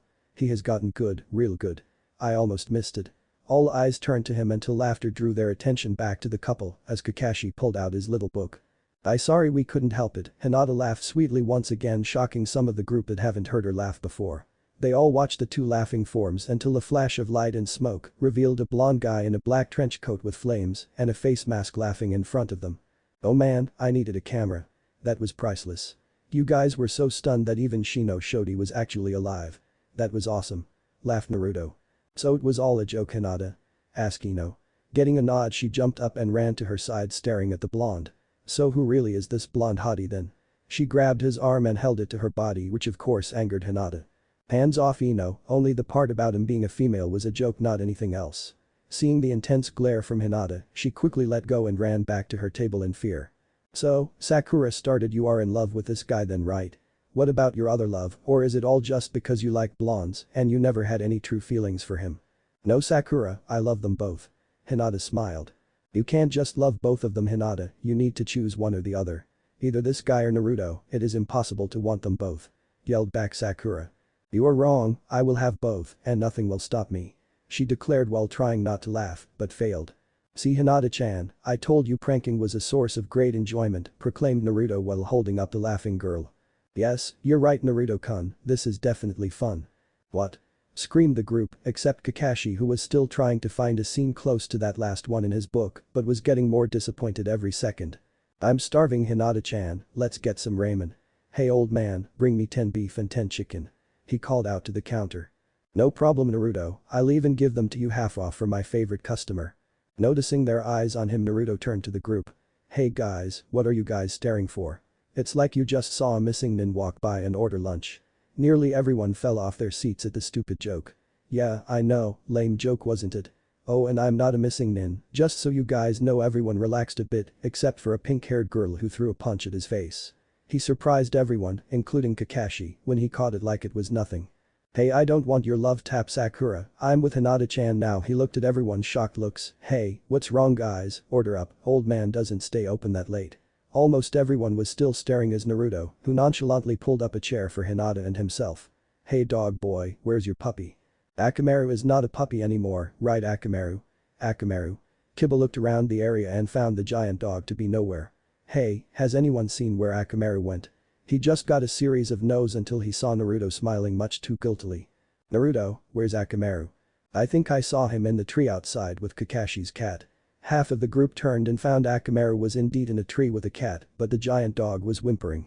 "Damn it Naruto. He's afraid of cats." "Well, he's like 5 times the size, why should he be?" "Maybe he met up with Tora when he was younger." Everyone cringed at the name of the Diamo's wife's cat but really wondered to themselves how the dog got into the tree in the first place without anyone noticing. After getting seated again, Kiba had to rescue Akamaru, the shock wore off and the questions came flying forward about why he was gone and Hinata's relationship. The group ate and talked for quite a while until Tucci, owner of Ichiraku's, kicked them out to close up shop. The group said their goodbyes, the senseis left hours before needing to do their own stuff and parted ways, leaving the new couple alone in the cool night air. Maybe a short reunion, but it was fun to write. So, Hinata-chan, is there anything else you would like to do? No, not really, let's just walk around a bit before heading home. They walked very closely through the local park. Hinata had her head resting on his shoulder while his arm was wrapped around her thin waist. Walking in silence, they admired the serene landscape almost as much, and they looked at each other. Since it was getting colder out, Hinata just led him back to the apartment instead of voicing her chill. They entered the small apartment and Naruto took off his trench coat and hung it on the coat hook where it returned to the store-bought solid black and removed his mask. Hinata went into the bedroom where she changed into her sleeping attire while Naruto sat on the couch with sleep threatening to approach. After changing, Hinata opened the door again and allowed her boyfriend to enter. Throwing out all her reservations, she leapt to his arms and madly kissed him. Not slowing up, she continued as she secretly inched him closer to the bed. When she felt she was close enough, she caused herself to fall backwards to the bed, pulling him down on top of her without even breaking the kiss. They still continued their kissing when Hinata got bold once again and rolled them both over with her now lying on top of him. She slid his hands from her waist up to each of her breasts, so he was holding one in each hand. Quickly he broke the kiss and looked her in the eyes. "I'm not ready for this, Hinata, we should stop," he told her. "Why? Am I not attractive enough?" she asked with disappointment. No, he gave her a squeeze, causing her to squeak. "You remember where his hands are, right? What a perv, or maybe just a guy, that definitely isn't it. I just feel we are moving too fast. I know I've said it before, but you just ignored most of it. Most every other guy alive would be dying to be in my shoes right now, but I'm just a different type of guy. I don't want our first time to happen when I just scratched the surface of this thing called love. I want to be fully in love with you when that happens, so it truly means something, okay?" He rolled her off of him but stayed lying next to her. "I'm sorry. I keep forgetting that this is actually happening and not a dream where you have no free will. I've wanted to be with you so bad that I never really thought about it actually happening. I am glad you want it to mean so much. So, I will wait until you're ready. Just don't keep me waiting forever." "That's a deal, my beautiful Hinata. Actually, I'll make that a promise so I can't break it." He kissed her cheek and closed his eyes to sleep, only opening them again when he felt Hinata snuggle up very close, and then they both relaxed and fell asleep. The evil light signifying morning never had the pleasure of assaulting the optics of the couple, seeing as how they were awakened earlier than they wanted. Naruto and Hinata were brought from their sleep by small webbed feet as they contacted their faces. Hinata's eyes snapped open to meet the face of a bright orange toad and let out the loudest noise anyone has ever heard from the shy Hyuga. Still screaming, she jumped to the other side of Naruto, putting him in between her and the toad. "Damn it, Gamakichi, how many times have I told you not to wake me up like that? Now you've gone and scared Hinata-chan."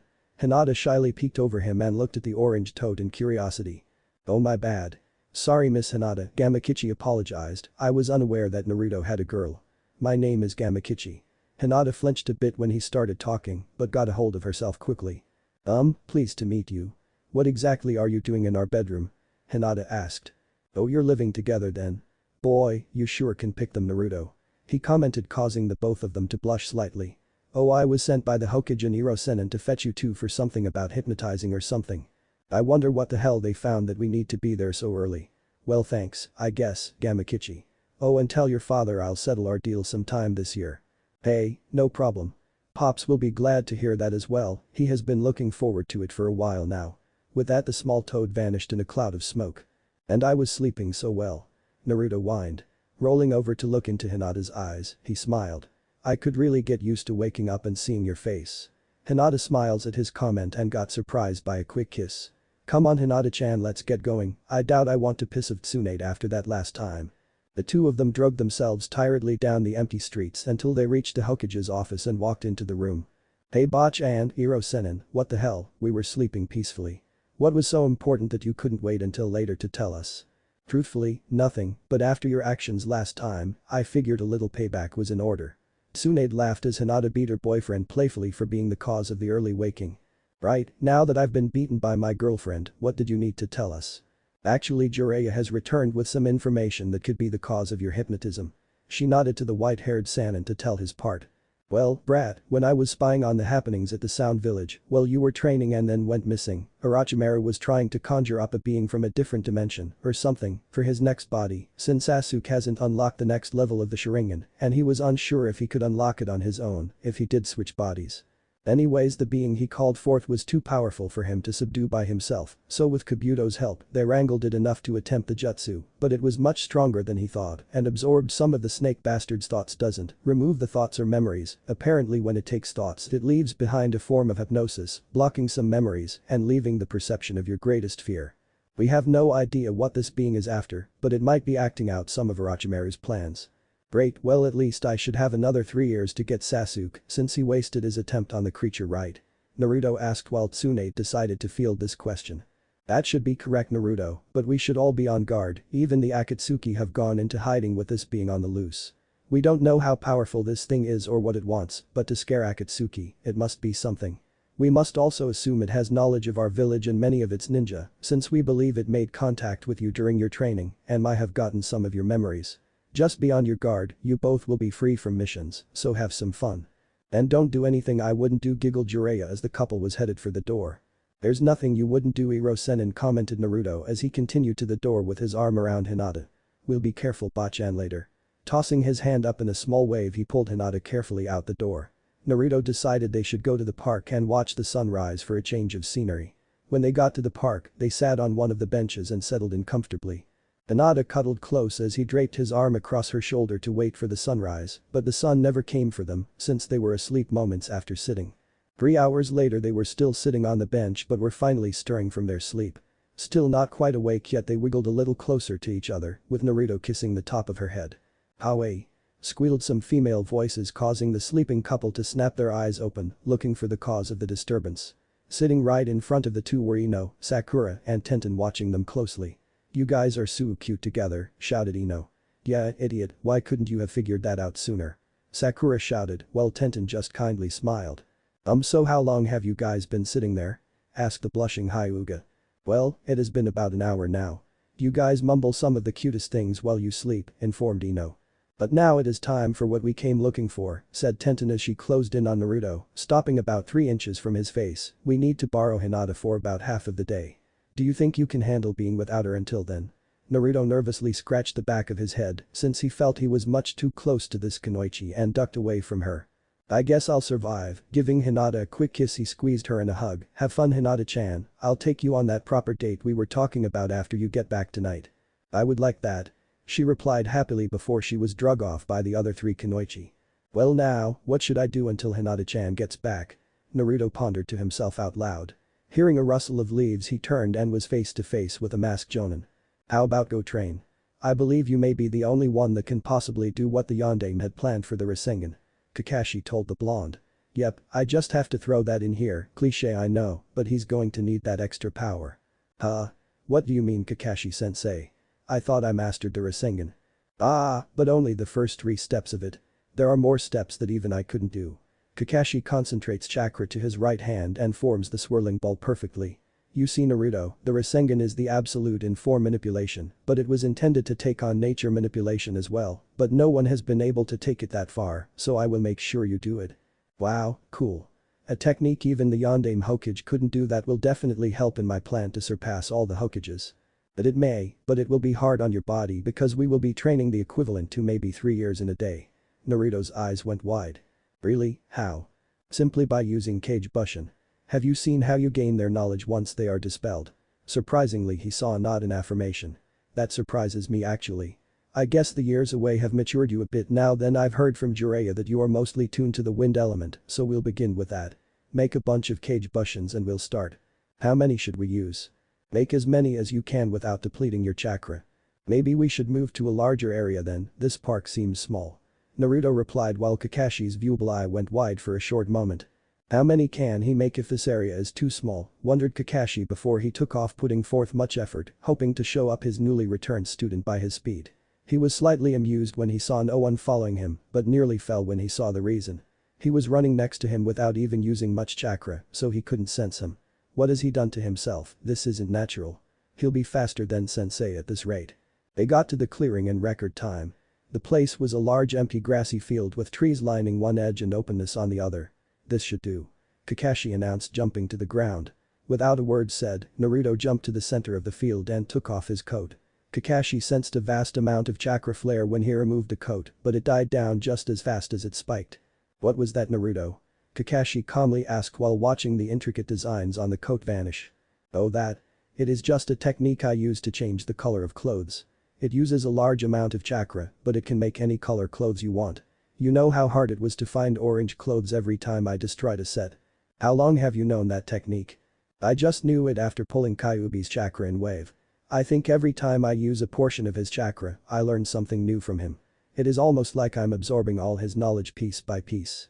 Another cool part is when I pull too much and almost lose control. Well, not the losing control part, I can use that same amount the next time I try and I will be in full control. I think it accelerates the process of assimilating his chakra." "Well then, that isn't what I thought should happen with the seal. Anyways, how about you make those bushins then?" "Right." Naruto's pupils turned to slits as he channeled chakra for the technique. The vast amounts of chakra being pulled ripped up the grass around where he was standing. "Tajukage Bushin no Jutsu," he called out as the field was filled with Narutos. Kakashi revealed his Sharingan and stared at the mass of Narutos.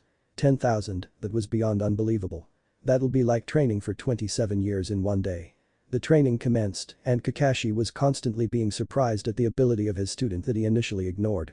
Reluctantly he had to agree with him that he was going to be Hokage at this rate, but he wouldn't let him know that. Surprising him once again, Kakashi saw the real Naruto meditating in the center, mentally dispelling small amounts of clones and remaking them as to not be overloaded by information. Only an hour went by before Naruto was actually trying to add the manipulation to the Rasengan. Another 5 hours were gone before Naruto collapsed from exhaustion in a massive crater he created with his new, mostly mastered jutsu. Very short training, but it has all been done before, why change it?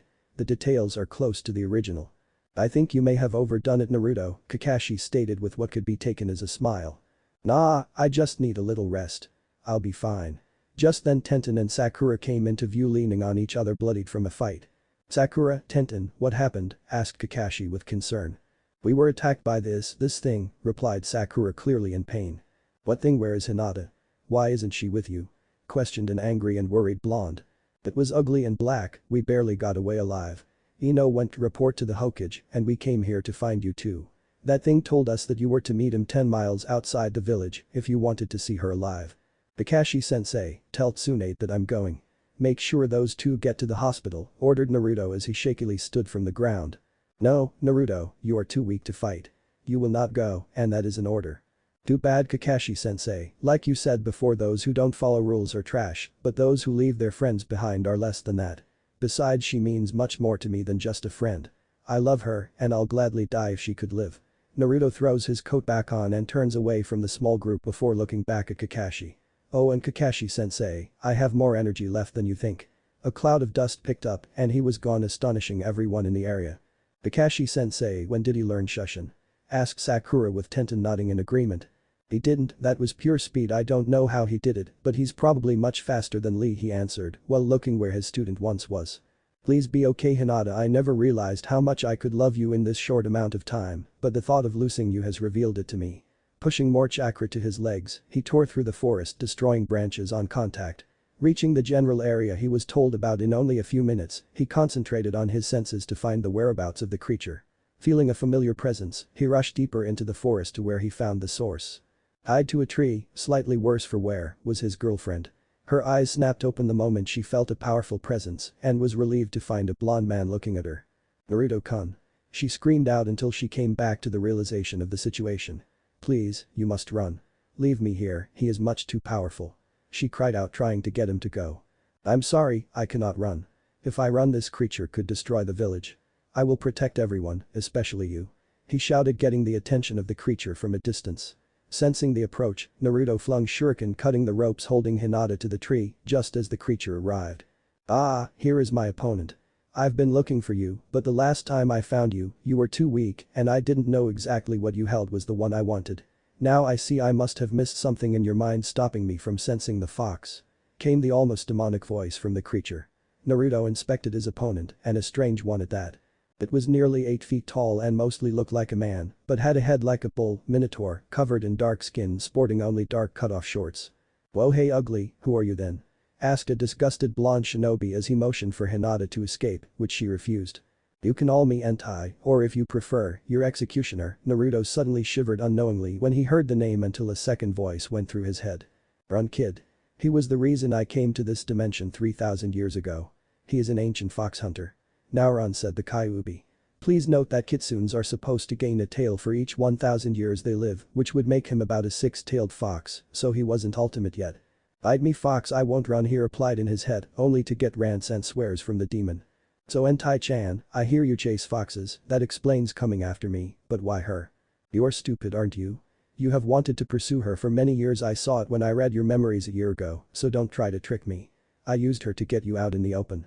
The beast informed him as he took out a double-edged battle axe from who knows where. "No more talking now, your life ends today." Naruto was barely able to sidestep the large blade in order to save his arm. Throwing his coat off, he fell into a battle stance and ready to fight the beast.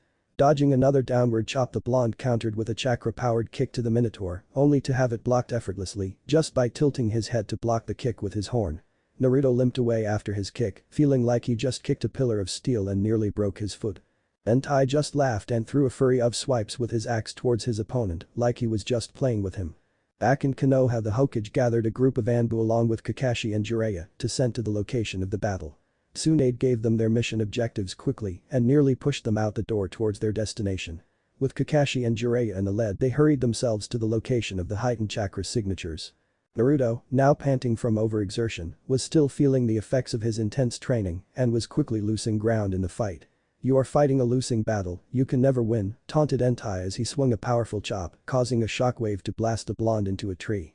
Hinata cried out and was about to run to him when Entai blocked her path. Maybe he'll fight a little longer if he were to see his woman die. Lifting his axe, he was about to move for the kill on the frightened girl when he felt a strong wind pick up and looked toward his downed opponent, only to see him standing with two clones, forming a ball of chakra with razor edges swirling around the perimeter. "You will leave her alone. I will not let you defeat me. I will protect my village." The two Naruto clones poofed out of existence while the real one held up his hand as the blades doubled in size. "Take this, bastard Futon." Rasengan Shuriken. The intense attack came hurtling toward Entai when he turned and slashed with his axe. "Demon axe shield," Entai called out, connecting his axe to the orb and getting consumed in the following explosion. Naruto fell on his back trying to let his body rest from his premature victory. He thought he won, but the damage was only dealt to the axe because of his defense. The smoke cleared, showing an enraged beast holding a now single-edged axe. "You little shit. I haven't ever scratched my axe fighting demons and you nearly destroy my weapon. I was going easy on you, now you will feel my wrath." Entai slashed with his axe trying to slice the blonde in two when he was met with a powerful defense coming from the small Hyuga that was now standing between the two opponents, holding her personally created technique under the heavy slash. "I won't allow you to hurt my Naruto-kun. I will die before that happens." "That was precisely what I was thinking," grinned Entai evilly. Demon axe slash. The stopped axe was now glowing as a blast of chakra sliced through her defense, cutting her diagonally as she was thrown through the air from the brutal attack. Naruto woke from his unconsciousness just to see the slash hit his girlfriend, sending blood showering down on him as she landed next to where he lay. Naruto, forgetting his exhaustion, rushed to her and held her still body in his arms. "Oh god, no, Hinata. Please, no, no, no, no. Be alive please," he pleaded, hugging her lightly as to not hurt her. A small smile graced his face when he saw her eyes open looking into his. "Nah, Naruto-kun, I'm sorry I couldn't help more. Don't let my death be in vain, just live your life and protect the village you love," she said quietly while coughing up blood. "No, Hinata, you can't die. The village means nothing to me without you in it. Please, you can't leave me, we never got married, we never got to really know each other. Just live through this and we'll get married right away. I just can't lose you, I love you too much. Please, Naruto-kun, I love you as well, but we both know I can't survive these wounds, they're way too deep. I would love nothing more than to marry you, but I'm going to die and we can't change that," coughs up more blood. "No. I can't accept that. You can't die, I won't allow it. Just say you'll marry me when we get through this." Hinata was slipping from consciousness until Naruto lightly slapped her cheek, waking her up again. "Hinata, please answer me. Will you marry me?" "Why yes," coughing more blood and started choking on the thick fluid as it ran down her face. "I will Naruto." She fell limp in his arms as the massive wound stopped flowing blood, signifying her heart stopped. Naruto cradled her lifeless body and rocked it back and forth, all the while crying like he has never done before in his entire life. All the pain and suffering of the years from being ridiculed and injured from the villagers felt like a small paper cut to the pain he was enduring now. He never knew that this was the feeling he was trying to protect people from, the pain of losing a truly precious person. "Looks like your little bitch died, now what will you do?" taunted Entai, followed by an evil chuckle. Naruto set the dead body on the ground gingerly as his body started to glow. "Kakashi-san, Jiraiya-sama, do you feel that chakra? It's sickeningly powerful. I'm getting nauseous just feeling it." "Yes, I feel it as well. That is the power of the Kyuubi, but it seems strange. Like it is insanely more powerful than when we fought it before." "You are right, Kakashi, it is more powerful than the Kyuubi, it is Naruto. We have to move quickly, he has never been this emotional before, you can almost feel his sadness and rage. He has displayed some power like this during training, and I nearly died stopping him, but it felt like nothing compared to this. I have no idea how powerful he can get if we leave him alone. Everyone, we go now, double time," ordered Jiraiya as he hurried to find his student. "You dumb piece of shit. You killed my girlfriend, my fiancé. I will never forgive you." Chakra burst outward from the enraged blonde and engulfed him in the intense red chakra from his inner demon. "You know, someone once said to me that when you have something to protect, then you will become truly strong. From that day on I found people to protect, but I never grasped the true concept behind it. That is until now. It wasn't if you were willing to protect them by putting your life on the line, it was if you were willing to give up everything including your life to protect them. I never did that since I felt the will to live myself and it was holding me back. It was also partly due to the feeling that I might hurt others, but now I truly have nothing else to live for but to kill you, so you can't kill anyone else." Naruto's red aura never formed into anything resembling a fox like he previously experienced, instead it was joined as his blue chakra surged out to join it. "You have killed my greatest love, and now you will never hurt anyone again." The chakra surrounding Naruto condensed around him until it formed into crackling lightning bolts of red and blue chakra fighting and jumping across and throughout his body. The blonde shinobi looked at his body amazed at the power he could control freely as he felt ancient jutsus he unconsciously wanted flow into his mind. That was when he saw the best jutsu he could ever imagine at the time. "I see. I guess the Kyuubi wasn't completely hell-bent on destroying everything like I thought." Later. Naruto looked to Entai and then turned his back on him as he approached his lifeless love. "Please, don't be too late," he told himself as he pressed one hand to her forehead and the other to her chest. Ancient arts. Resistive healing. He saw the jutsu activate and some of the wounds seemed to heal, but something else was still actively killing her. Turning Hinata's body on her side, he slapped her squarely on the back with a little added chakra, forcing out the blood in her throat and lungs. "Come on, work please," he pleaded as he placed his hands on her again. Ancient arts. Resistive healing, he called out again. This time her chest jumped upwards, taking in air as she started choking and coughing.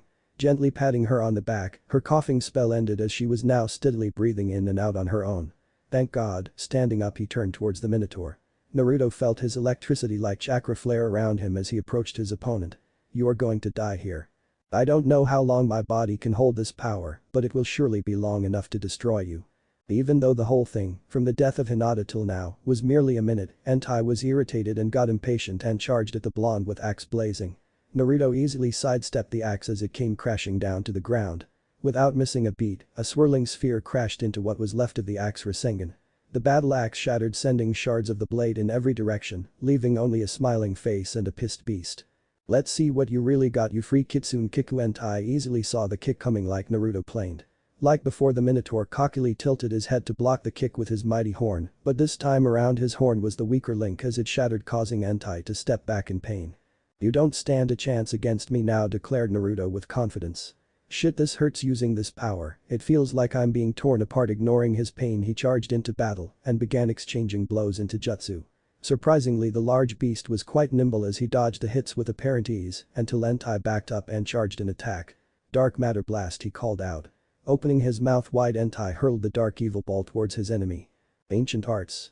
Space division. The dark matter ball split in two around the blonde's defense, sending the halves in different directions. They continued hurling attacks and counters at each other, didn't want to think up more attacks, so you can use your imagination, until they both ended up thoroughly beaten and worn. Damn, when they said Kyuubi's chakra was infinite, they weren't kidding. All those jutsus, and I'm not in the slightest out of chakra, but it hurts worse than hell itself. Naruto wasn't winded, but was slowing down due to just the pain. The two opponents sized each other up and simultaneously knew the fight had to end now with the final attack. "You will die now, kid, it has been a real interesting fight." With his arms raised above his head, pointed towards the sky, Entai called forth his greatest attack, Darkness of the End. A great ball of pure darkness started to form in his outstretched arms, absorbing even the light itself. "Oh hell," was Naruto's voiced reaction as he ran in front of Hinata's unconscious form to be sure his attack wouldn't hurt her. Holding his hand outwards, a swirling ball formed as Naruto's face contorted in concentration. "I can't use Bushins, they'll get torn apart trying to hold this chakra, so I must do this myself." Sweat poured off his brow as he focused on his attack. Seeing the darkness ball finish its growth, he knew it was nearing the end, so he made the final push to finish his attack. "You're finished," Naruto announced, barely finishing his attack just as Entei's was thrown. Strength of all the elements. Rasengan. Naruto pushed the ball of chakra completely through the darkness attack, shredding it with little effort. Not even slowing down, he thrust the ball directly into the chest cavity of Entei. The Rasengan kept its form as he let go and stepped away from his enemy. "This is your end, Entei team, enjoy hell." Boom. Covering Hinata with his body, not a moment too soon, the Rasengan lost stability and exploded, shredding apart the entrails of the Dark Minotaur. Naruto lifted himself off of Hinata and inspected her for injuries and heart rate. After verifying that she was as well as he could discern, he held her hand and molded chakra into a crystallized ring around her finger. He admired his work of the blue and red ring, intermixing and shimmering into a light purple and back again. He lightly kissed her lips and stood up next to her. Still holding back screams of pain from the transformation, he tried to shut down the flow of chakra but found it wasn't happening. The chakra kept coming and regenerating itself, there was no end. The team of Anbu, along with Kakashi and Jiraiya, landed in the clearing and saw the mangled body of a minotaur with a blonde ninja radiating insane amounts of chakra standing by an unconscious dark-haired girl. "Naruto, are you okay?" asked Jiraiya, fishing to see if he was still in control or if the demon got loose. "Fine, okay. I'm still in control if that is what you mean," Naruto replied.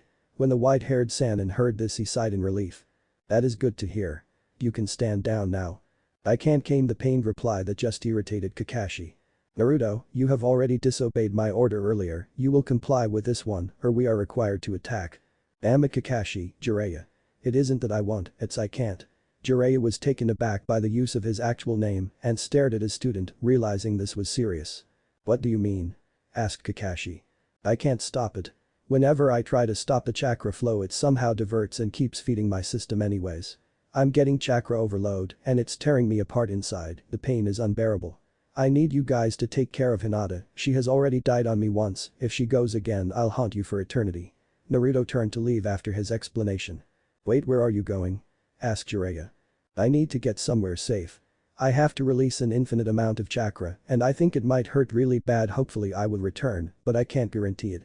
An intense light flashed and he was gone. "Then you believe his power? It is unbelievable," remarked one of the Anbu. Suddenly Tsunade appeared just as the horizon grew red. A loud rumbling was heard in the distance. The rumble grew louder and louder until it was almost deafening. An intense wind picked up as branches and leaves were torn from the trees. Jiraiya rushed forward and grabbed Hinata, protecting her from the damaging debris that was whipping around them. The wind and rumbling finally died down and all the present ninja revived from the intense wind, trying to get their bearings again. "Jiraiya, get off that girl," screamed Tsunade as she ready to punch for his perverted antics. "Sorry, just protecting her." Help. Jiraiya fell to the ground with branches and debris sticking out of his back from protecting his charge. Tsunade quickly ran to him and pulled out the intruding objects and healed his wounds. After he was mostly healed, she moved to Hinata and healed what injuries she had as well. "Alright, someone talk. What is going on here?" ordered the blonde Hokage, looking at each ninja for an answer. Naruto defeated the intruder but was unable to control his chakra without injury and had to release all of it to keep from being shredded. "Most likely that was the cause for that shockwave," answered the silver-haired Jonin. "That could be really bad then, but did he tell you anything about Hinata?" "She had internal bleeding but no injuries. Before Naruto left, he said she had died once and threatened Jiraiya's life if anything happened to her again." Tsunade felt a huge headache heading her way. Why did all her headaches pertain to the blonde genin? "I see, let's go and see if he is still alive." Tsunade left one Anbu member with Hinata and took the rest with her, including Jiraiya since he was able to walk again. The group leapt up onto the closest tree for a vantage point so they could search for his location. What they found was something a mostly blind person could track. Trees were flattened in a 5-mile radius around the epicenter, where there was only a crater with no sign of the blue-eyed blonde. "Kakashi, take the Anbu squad and continue the search for Naruto. I'll return with Hinata to Konoha since she could use a stay in the hospital." Tsunade, with Jiraiya, took Hinata to the hospital and then proceeded to form a specialized team of trackers to find and locate their missing shinobi. 3 days later. The Konoha hospital was its usual quiet, with the occasional voices drifting into the hallways from visitors. Although the hospital rooms normally had a lifeless and sterile feel to them, one was quite the contrary.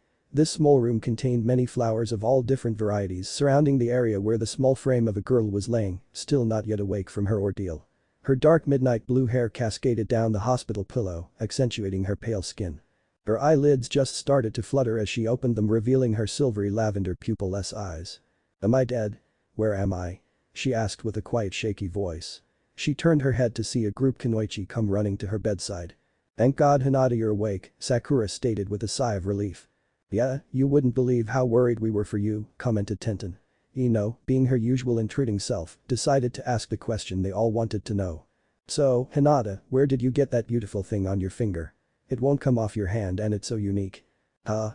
Hinata looked at her hand and stared deeply into the weird object. The blue and red colors were actively fighting for dominance of the object as they swirled about, occasionally turning light purple and then switching sides. Hinata, hey, snapping her out of her staring daze, Ino continued her talking. "We were mesmerized by it as well, it just never stays the same. So where did you get it?" "I don't know, I jumped in front of an axe lash to save Naruto-kun." Then Hinata blushed as she started to remember the conversation. "I said yes, but then I think I died." Hinata started to break down a bit, remembering her senses as her life faded.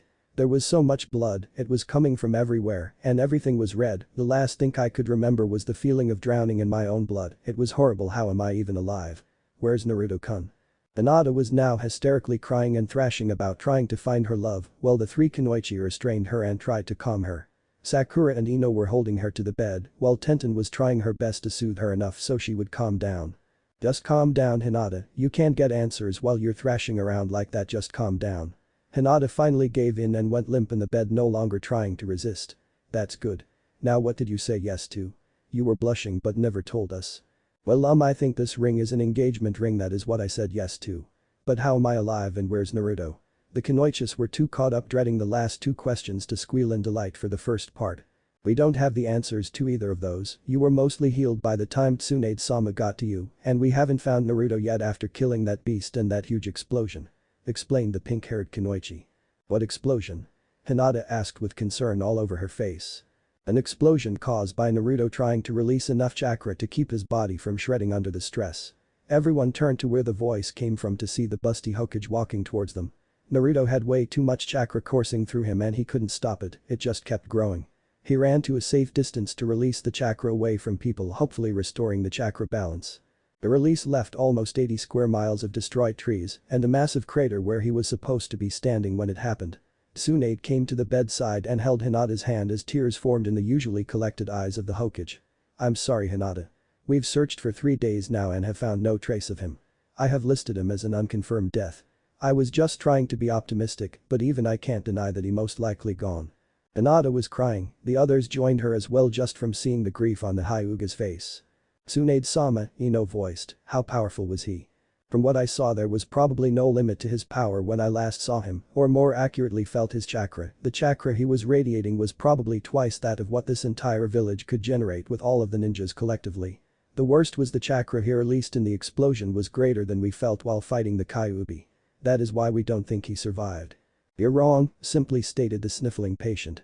"What happens to anything formed of chakra when the creator dies?" "That's easy, Hinata," piped up Sakura in her know-it-all voice, "anything created of chakra disappears when the person that created it dies." "Exactly, that is why he is still alive. My ring is made of his chakra, I can feel it. I think that is why he gave me this ring, so I could have peace of mind that he was still alive, especially for if he had to leave on a mission." "But there are 2 colors in the ring, no one has 2 chakras," Ino commented with Tenten agreeing. "Wrong," the other 3 females said together with Tsunade continuing. "Naruto has 2 chakra sources." "How, I can't tell you, but just accept it. Hinata, as long as that ring exists, I'll continue sending search parties to look for him, but don't expect the council to approve it. I can only get by with nothing more than a few ninja assigned to it, so the council doesn't have to approve." "Thank you, Tsunade-sama," replied Hinata with a genuine smile. Tsunade returned the smile and then left the room, leaving the tired Hyuga to fall backwards onto the bed and fall asleep immediately. "Please come home soon, Naruto, you surely are loved here," thought Tsunade, and she disappeared into the halls of the hospital. A little over 1 year has passed since that day, where Entai fell to the might of the strongest ninja of Konoha, Uzumaki Naruto. Since that day their hero, or that is what most ninjas thought of him now, hasn't returned, nor has any trace been found of him even existing. For only being back for less than a week, the blonde sure had managed to liven things up. He managed to secure the love of the highly sought-after Hyuga where others had tried for years, he created a jutsu stronger than any other that has been created, and also managed to defeat an enemy skilled beyond cage level. Although for most of the village it seemed like the blonde shinobi never returned, since most haven't seen him in the whole of the 5 years he was gone, but he never left the mind or the heart of a certain dark-haired 19-year-old. Hyuga Hinata, a much-feared ninja nicknamed the Light of Death because of the eerie glow her enemies saw emanating from a single finger before their deaths. She did numerous dangerous missions, but found little satisfaction from them. As such she has decided to retire from active duty of being a ninja to pursue teaching of the younger generation. She felt being at home and showing the students the finer part of being a ninja was much more rewarding than the life of a normal ninja, plus she would have a stable paycheck. Hinata was a very skilled kunoichi and was easily promoted to jonin only half a year previously and was currently having the full force of persuasion coming from the Hokage to accept a genin team this year instead of helping at the academy. Hinata, we need you to lead a group of genin this year due to the weird loadout of this year's potentials. Explained Tsunade. I don't really want to, but why are my services needed anyways? What is different about the current year's genin? We need your expertise since there are very few jonin women, let alone ones of your abilities. The reason we need kunoichi instructors is that there are a few teams that will be mostly female-oriented.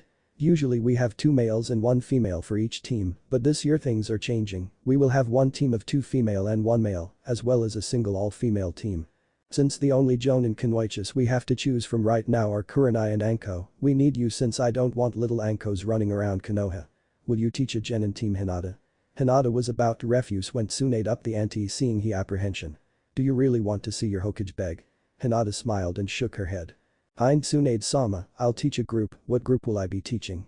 You will be teaching the new teammate, which will be the one with the single male, since Kurenai has proven herself with dealing with females and will be taking on the all-girl team. The Chunin exams have changed as well. They are now allowing teams of 3 to add another providing they have medical background.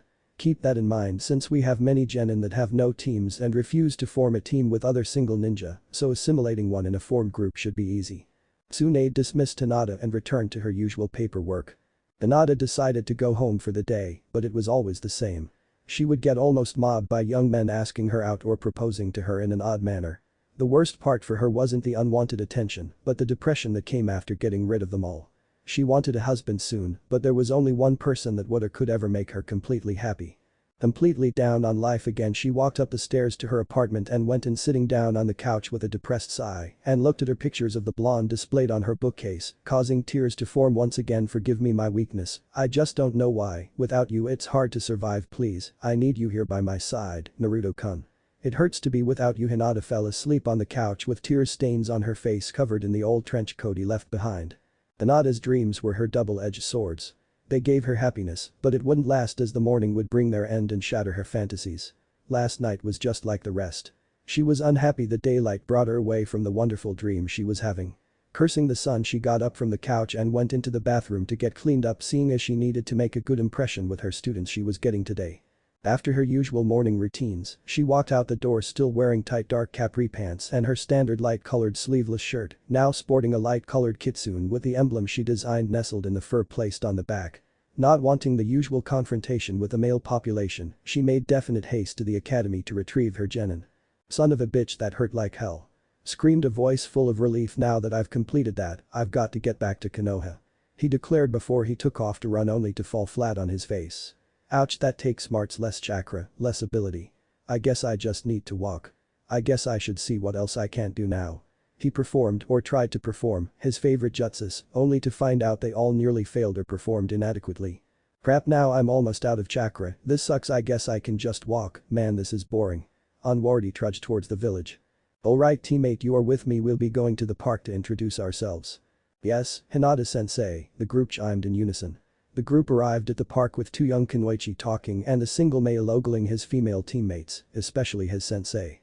They all sat on the grass near a large tree overlooking the small lake. Alright, we'll all introduce ourselves. I'll start. For an example, my name is Hyuga Hinata, my hobbies used to be pressing flowers and I used to like eating sweets like cinnamon buns and I dislike those who unnecessarily put down others. You're up next. You. Hinata pointed towards the thin platinum blonde-haired genin. Her straight hair was cut to about the shoulder, being a great contrast to her dark brown eyes. She wore a simple blue sleeveless shirt with black shorts. Okay, my name is Piasano Alsha, I enjoy watching swordsmanship and hope to prove a woman can wield a sword just as well as a man.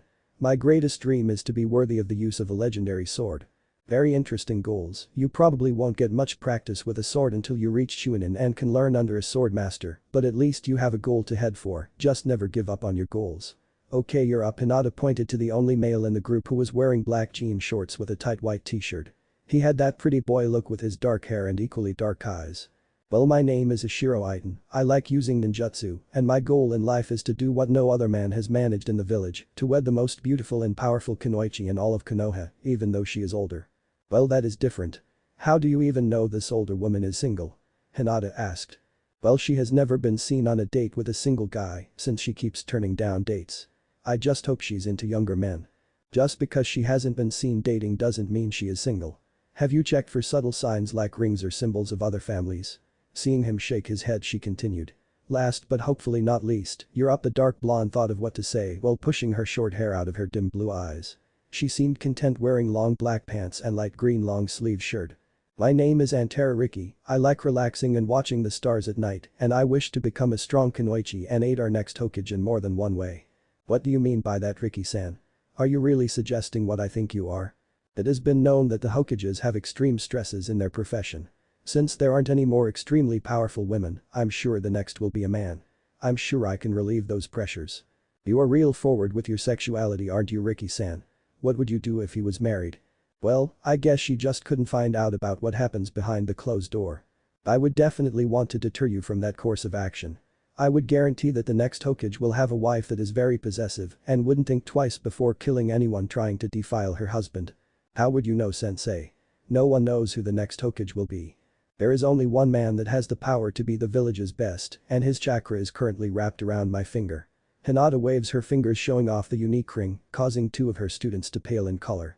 I suggest two of you find a new goal in life. We will meet tomorrow morning 9 AM at training ground 11 for your final test. Hinata, having to bring up her memories again, made a collected but quick retreat to her apartment to try and sleep the rest of the day away. 7 AM next day. The blonde Hokage was groggily going through her papers for the day when she was interrupted by a young man entering her office with barely genin level chakra. What do you want? It's too early to deal with you little brats, she spoke without looking up from her work. I need a genin team to train with for a while until I get myself into shape again. Not going to happen, your chakra is too low, besides I'm not your personal trainer. Hey, I know that, I would have asked Hiro-senin, but I haven't got that kind of strength right now. Tsunade looked up and saw the best view she could ever imagine standing before her. Naruto, what the hell happened? You've been gone for a year. Ah shit, a year. It wasn't supposed to take that long. I went to a kind of different dimension to seal away my extra power, so I guess the times I passed out from the pain lasted much longer than I thought. I think Hinata-chan might kill me now.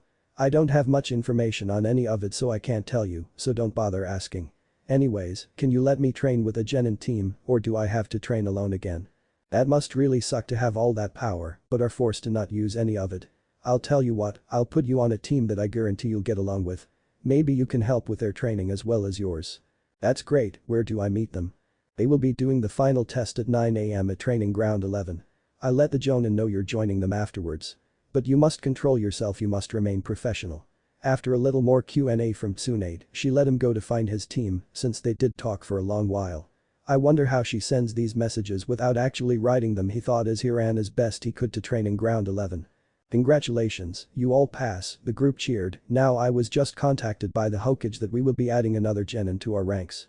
She has assured me that he is an experienced fighter. Hinata felt a weird chakra of about genin level approach. Welcome to teammate, I'll be your instructor, now sit with the rest of the group. Awfully old to be a genin, aren't you? Asked Titan. Yeah, Hinata-sensei, he doesn't seem that good to me, maybe a bit hot but not strong at all. Commented Alsha. Well, I say he should join us just from his looks alone. Remarked Riki, licking her lips. Please pay no attention to them, I bet you're a fine shinobi, come and introduce yourself. Hinata, still trying to be in control of the situation, still hasn't turned to the newcomer. Sure thing, Hinata-sensei, but promise you'll keep your hands off me until we're done for the day. Hinata immediately recognized the voice and wanted to attack, but the Hokage's warning was now making sense to her, so she had to control it, but she couldn't hide the blush or her smile, which everyone caught while the newcomer situated himself. Hey, Hinata-sensei, you like the new guy, don't you? Riki teased. What will your boyfriend think, huh? Yeah, sensei, what will he think? Asked the new blonde. I think he knows there is only one person I could love, so it shouldn't be a problem. Now go ahead and introduce yourself. Fine, you can call me Naruto. I like training and ramen, but I love my girlfriend and she even agreed to marry me. I dislike people who underestimate me, especially inexperienced genin who has yet to feel real strength. Real strength, huh? I can beat you down with your low level of chakra, bragged Iton, causing Hinata to cringe at the remark.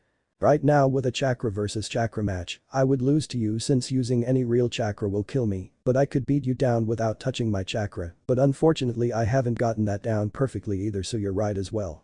I'm here to help you learn as well as help myself get stronger, so my chakra system can heal and hold my true power. True power my ass, you don't know anything about strength do you?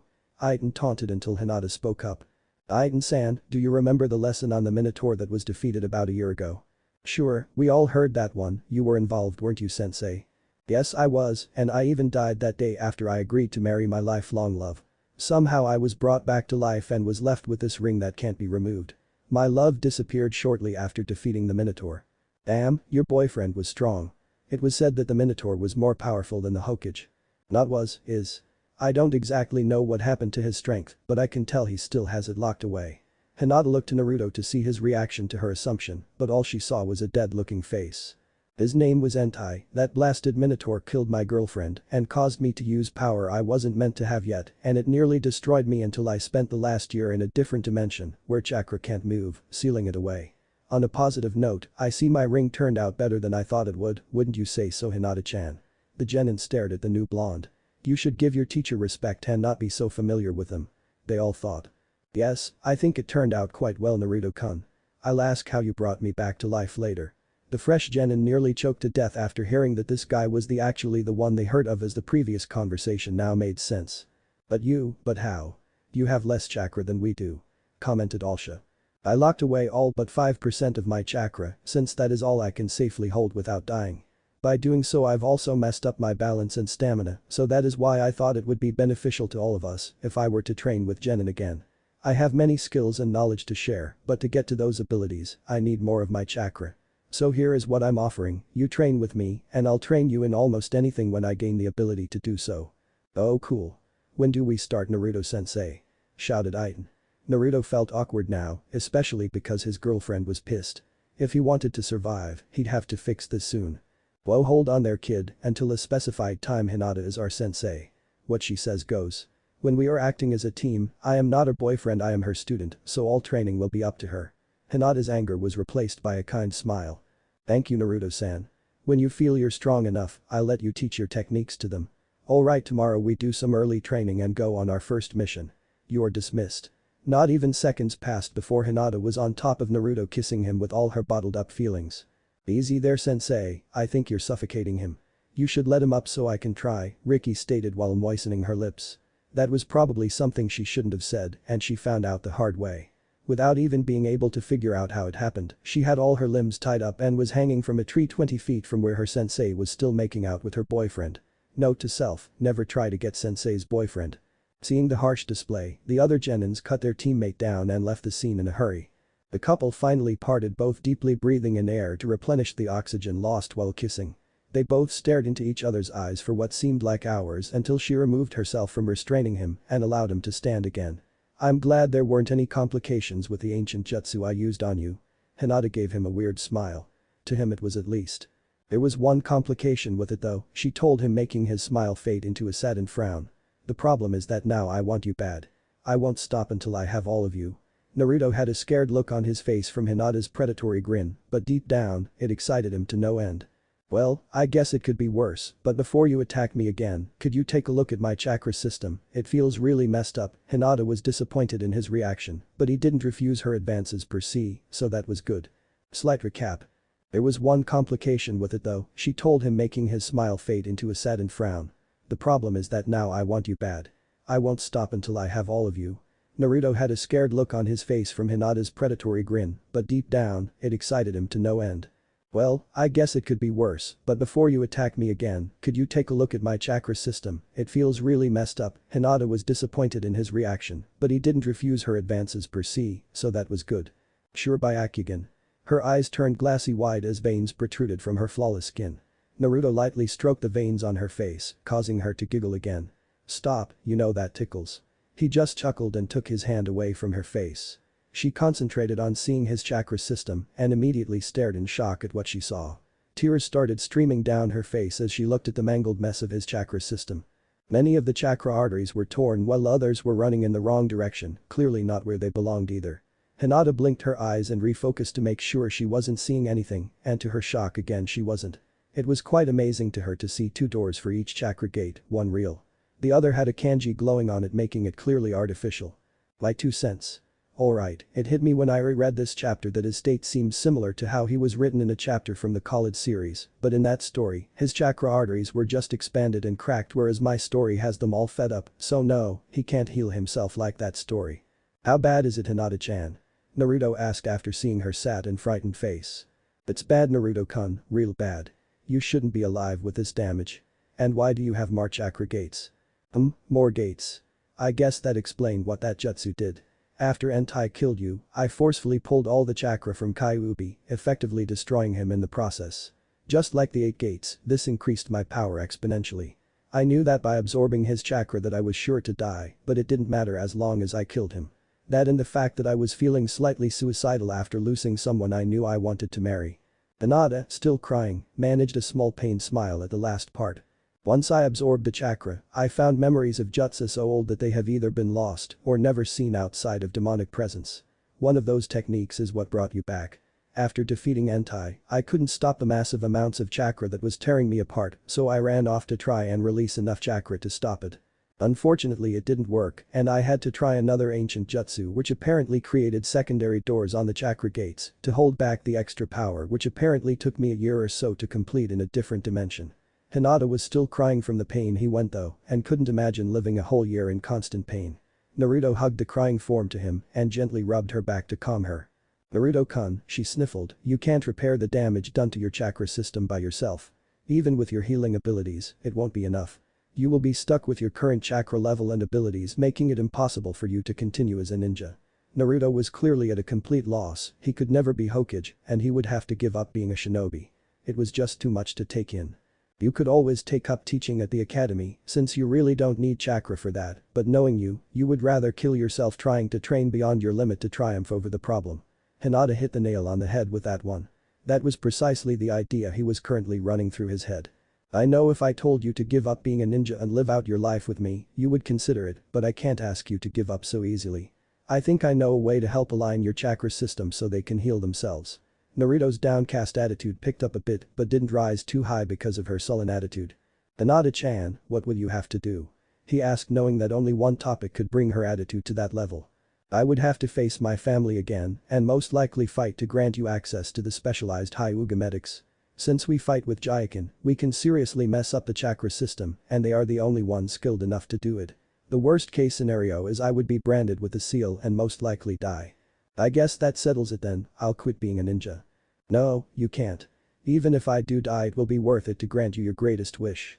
No, Hinata-chan, you won't die for something like that. My greatest wish is to grow old with you and have a family. Being Hokage is only second on my list after I truly met you. Right now we are both alive and we can be happy just as we are. Naruto stood up, signifying the end of the conversation, and pulled Hinata up with him. Damn, I'm tired. Come on, Hinata-chan, let's. Naruto never finished his sentence before he fell to the ground face first. Naruto-kun. She screamed as she ran to his side. He was sweating profusely, drenching his clothing. Hinata tried to carry him but found that he was strangely much heavier than he should have been and couldn't. Hinata was panicking as her boyfriend shivered on the ground but had to do something. Using Shushin, she is a jonin and they seem to all know that technique. Hinata moved quickly back to civilization to find some help. Naruto found himself breathing in the sterile air of his most hated room at the Konoha hospital. The bright lights assaulted his eyes as he attempted to open them. Trying to shield his eyes with his hand, he found the movement hindered, stopping him from moving. Looking over for the cause of his hindrance, he found a small body joining him in his hospital bed. He could feel her breath on his neck as she peacefully slept on his shoulder. Awkwardly, the blonde kissed his bed partner, waking her from her slumber. Seeing his blue eyes gazing at her, she firmly held his head in her hands and warmly molded her lips to his, relishing in the feeling of the kiss. The sweet kiss continued until Naruto felt something warm drip onto his face. He pushed the physically protesting girl away from his lips to look into her watering eyes. I don't want this, Naruto-kun. I've gotten too close to you to be able to live without you. What are you talking about, Hinata-chan? Her heavy crying was impeding her speech when she tried to explaining his dilemma. Your chakra system is too messed up, you're dying, Naruto-kun. Hinata fell into his arms, bawling with Naruto trying to comfort her as tears fell from his own face, wetting her shoulder. After a couple minutes of silent crying, Naruto managed to compose himself enough to speak. I take it that I don't have that long to live then, if passing out on you is any indication. Hinata faintly nods in agreement. Then do you still want to get married? Even if it was for a day, I'd want to be married to you. Unfortunately though, you won't even be able to leave behind a child to be with me, since your injuries have made you sterile as well. She managed to say between sobs. I'm sorry, we both wanted a family, but we can't change that now, can we? Naruto felt slightly happier as he saw he nod in agreement. Good, it's only 6 p.m. right now, get Bachan and our friends here. I feel fine right now, so why waste time, we get married tonight. Hinata dumbly looks at his face for any signs of a joke, but when she sees none, all of what he said sunk in. She planted a deep and passionate kiss on him and tried to run out the door at the same time. Eventually running out the door took precedence as she broke the kiss and ran out the door, only to run straight into someone and stumbled backwards. Sorry, I'm in a hurry, she blurted out without seeing who it was and tried to get moving again, just to find her path blocked again. This time she looked at the person standing there and found none other than the Hokage standing in front of her. Sorry Tsunade-sama, I was just going to find you. Hinata, go back and keep Naruto company, you know how he hates hospitals. Yeah, but I've got to, she was cut off by Tsunade. No, your only job is to make sure the idiot doesn't do anything stupid. Now go. Hinata hung her head in defeat. Yes, Tsunade-sama. Oh, and Hinata, make sure you and the brat get to the hospital's conference room in an hour. I hear there's a wedding there tonight. Tsunade said with a bright smile. But how did? I'm the Hokage. It's my job to know. Tsunade walked out of sight, leaving a stunned and smiling girl in the hallway. Hinata finally came around and ran back to tell Naruto the news. An hour later there was a large group of ninja gathered in the hospital's conference room, all mumbling to each other about what this meeting could be about and why they needed to be in such a large room. As you would expect, everyone was in attendance. Haruka, Kurenai, Asuma, I think he kicks ass so he doesn't die in my stories, Kakashi, Guy, Jiraiya, plus all their teams, including Niji. All of their talking and guessing as to why they are here was silenced when Tsunade entered the room. Hey Tsunade-sama, where is Hinata-chan? Questioned the feral-looking guy standing next to his giant dog.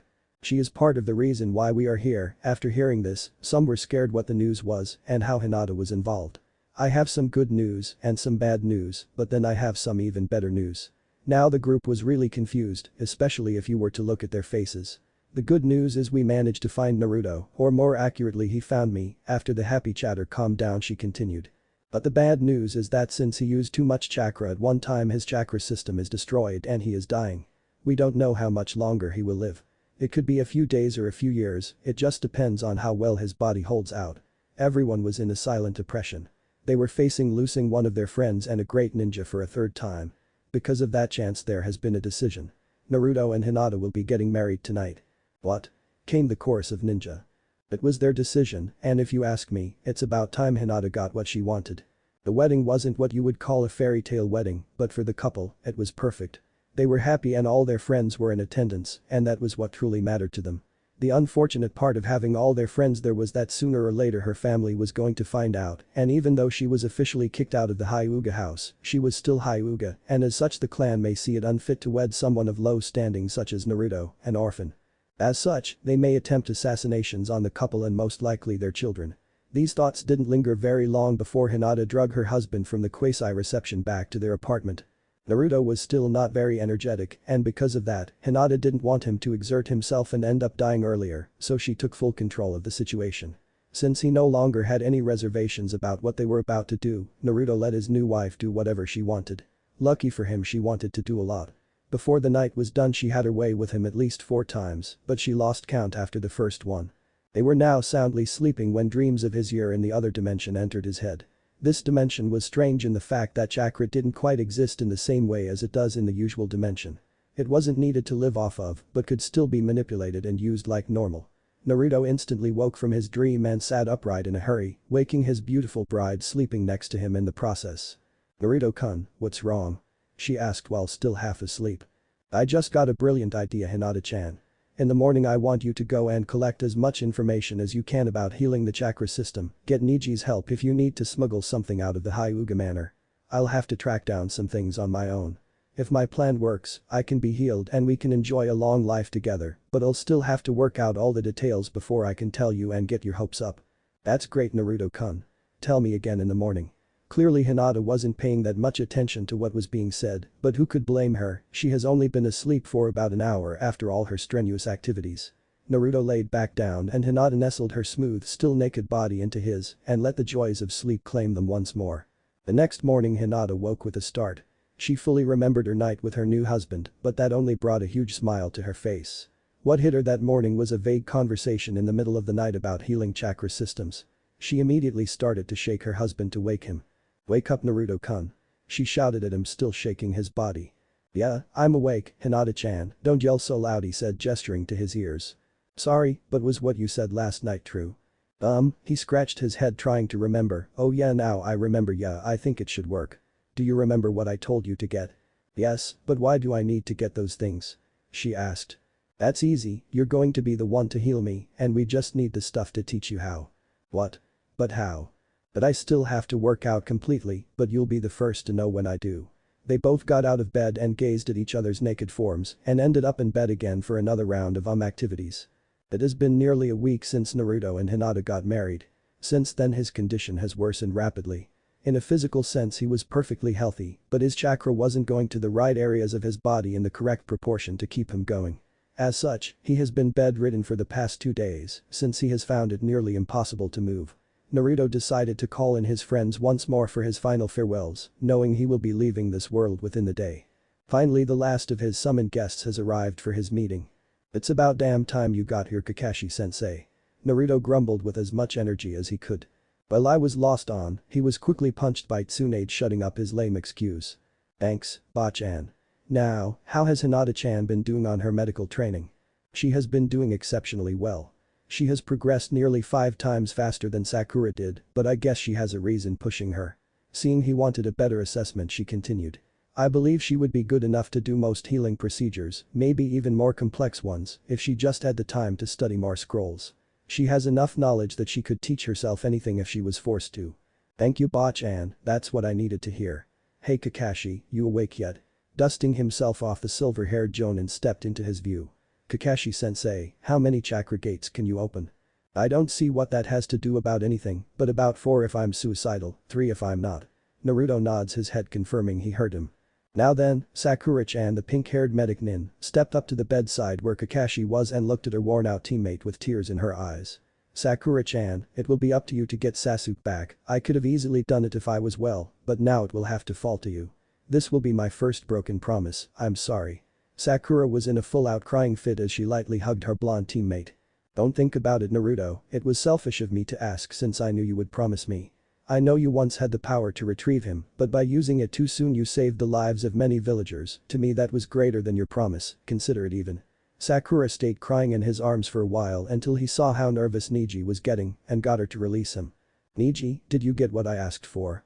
"Yes, but I don't see what good it is going to do you. The scroll requires training for at least a year to do any techniques and 5 to be a master at it like you would need. You clearly don't have that much time." "You're right, I don't have that time, but it will be useful for Hinata to learn." Neji reluctantly handed the scroll over to Hinata. "You know, the elders will find it missing in about half of a day and be out searching for it. They won't hesitate to kill anyone in possession of it," he stated after handing over the scroll. "I'm aware of that, when they ask, tell them I took it and hid it away from Hyuga eyes for them being so arrogant. They will believe that story since I did steal the forbidden scroll from a Hokage." Naruto weakly sat up while everyone attempted to stop him, but he motioned for them to stop. "Hinata-chan, you have everything?" "Yes, I've got everything we need." The group was interested now, seeing as how almost all had eyebrows raised in curiosity. "Good, I want to go to the training ground where I became Genin, but I need someone to carry me." Naruto was definitely surprised at who was the first one to step forward. "You can really surprise me sometimes, Hiro-senin.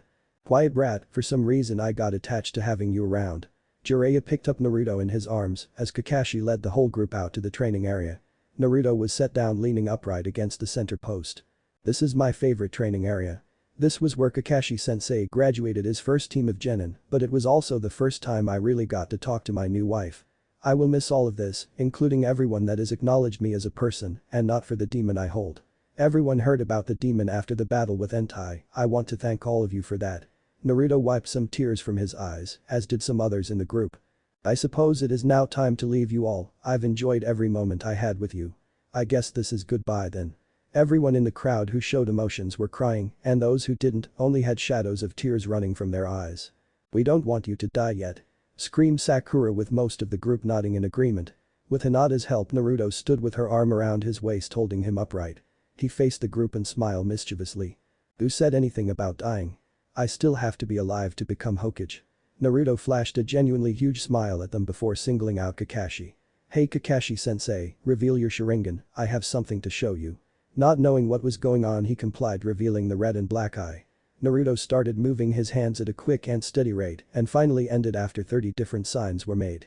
That is called ancient arts. Interdimensional travel. Safeguard, the seals change slightly every few minutes, so only a person with full knowledge of how time passes in this world can calculate when that particular set can be used. So, when can this one be used? How much chakra will it take? Kakashi asked. You can use it in about 1.5 minutes and it will need all your chakra, and I mean all you can give without dying, but you need to cut it as close as you can. It will also require using as many gates open as you can handle, since you need to push it all out in one large surge, but Bachan is here, so don't worry too much. Naruto, what are you planning? Asked a stumped Shikamaru, but clearly saw the gears at work in the blonde's head. I suppose you could call it an extended honeymoon. We won't be able to return unless I am fully healed, since it will take twice as much chakra to get out when someone else opens the portal. The crowd looked awestruck. They should have known giving up wasn't in Naruto's vocabulary, but they never expected him to try and cheat inevitable death in such a crazy way, but then again it fits his personality. Kakashi, you will need to start opening gates almost immediately. The time window will be here in 15 seconds. Kakashi's eyes opened wide before closing them in complete concentration. A huge surge of chakra was felt as Kakashi's face turned red as veins protruded from his face, showing he was at 4 gates open. Start the jutsu in 3, 2, 1 now. Kakashi flew through the hand signs with perfect precision and stopped on the last one, ancient arts. Interdimensional travel. Safeguard. A bright light burst into the area, intensifying as everyone shielded their eyes from the light. The glare started to die down and everyone could see a doorway of pure light as Kakashi dropped from exhaustion. There isn't much time, Hinata, start your final farewells. We have maybe a minute or two. Naruto held himself up by holding on to the post next to him so his wife could say goodbye while he said his. Iruka-sensei, of everyone here, you are the only person that I could consider a father. I want to thank you for being the father figure I needed. Jiraiya, the perverted uncle I never wanted, you have taught me more than I wanted, but thank you anyways. Hinata returned quickly after hugs all around and helped Naruto walk towards the doorway where Kakashi was now awake after Tsunade helped him recover some chakra. Kakashi-sensei, take care of the village and the rest of the team, make sure you free Sasuke from the snake bastard. Naruto stopped and faced the rest of his friends and senseis. I will miss you all my friends, take care of Konoha and help it flourish. Naruto turned towards the dimensional doorway but was brought into a firm hug from the Hokage. Don't die Naruto, and take good care of your wife. If you die in there she will be completely alone and stuck there, so don't do anything too stupid. She was succeeding in holding her tears back for the moment to stay strong as was expected of the Hokage. Don't worry.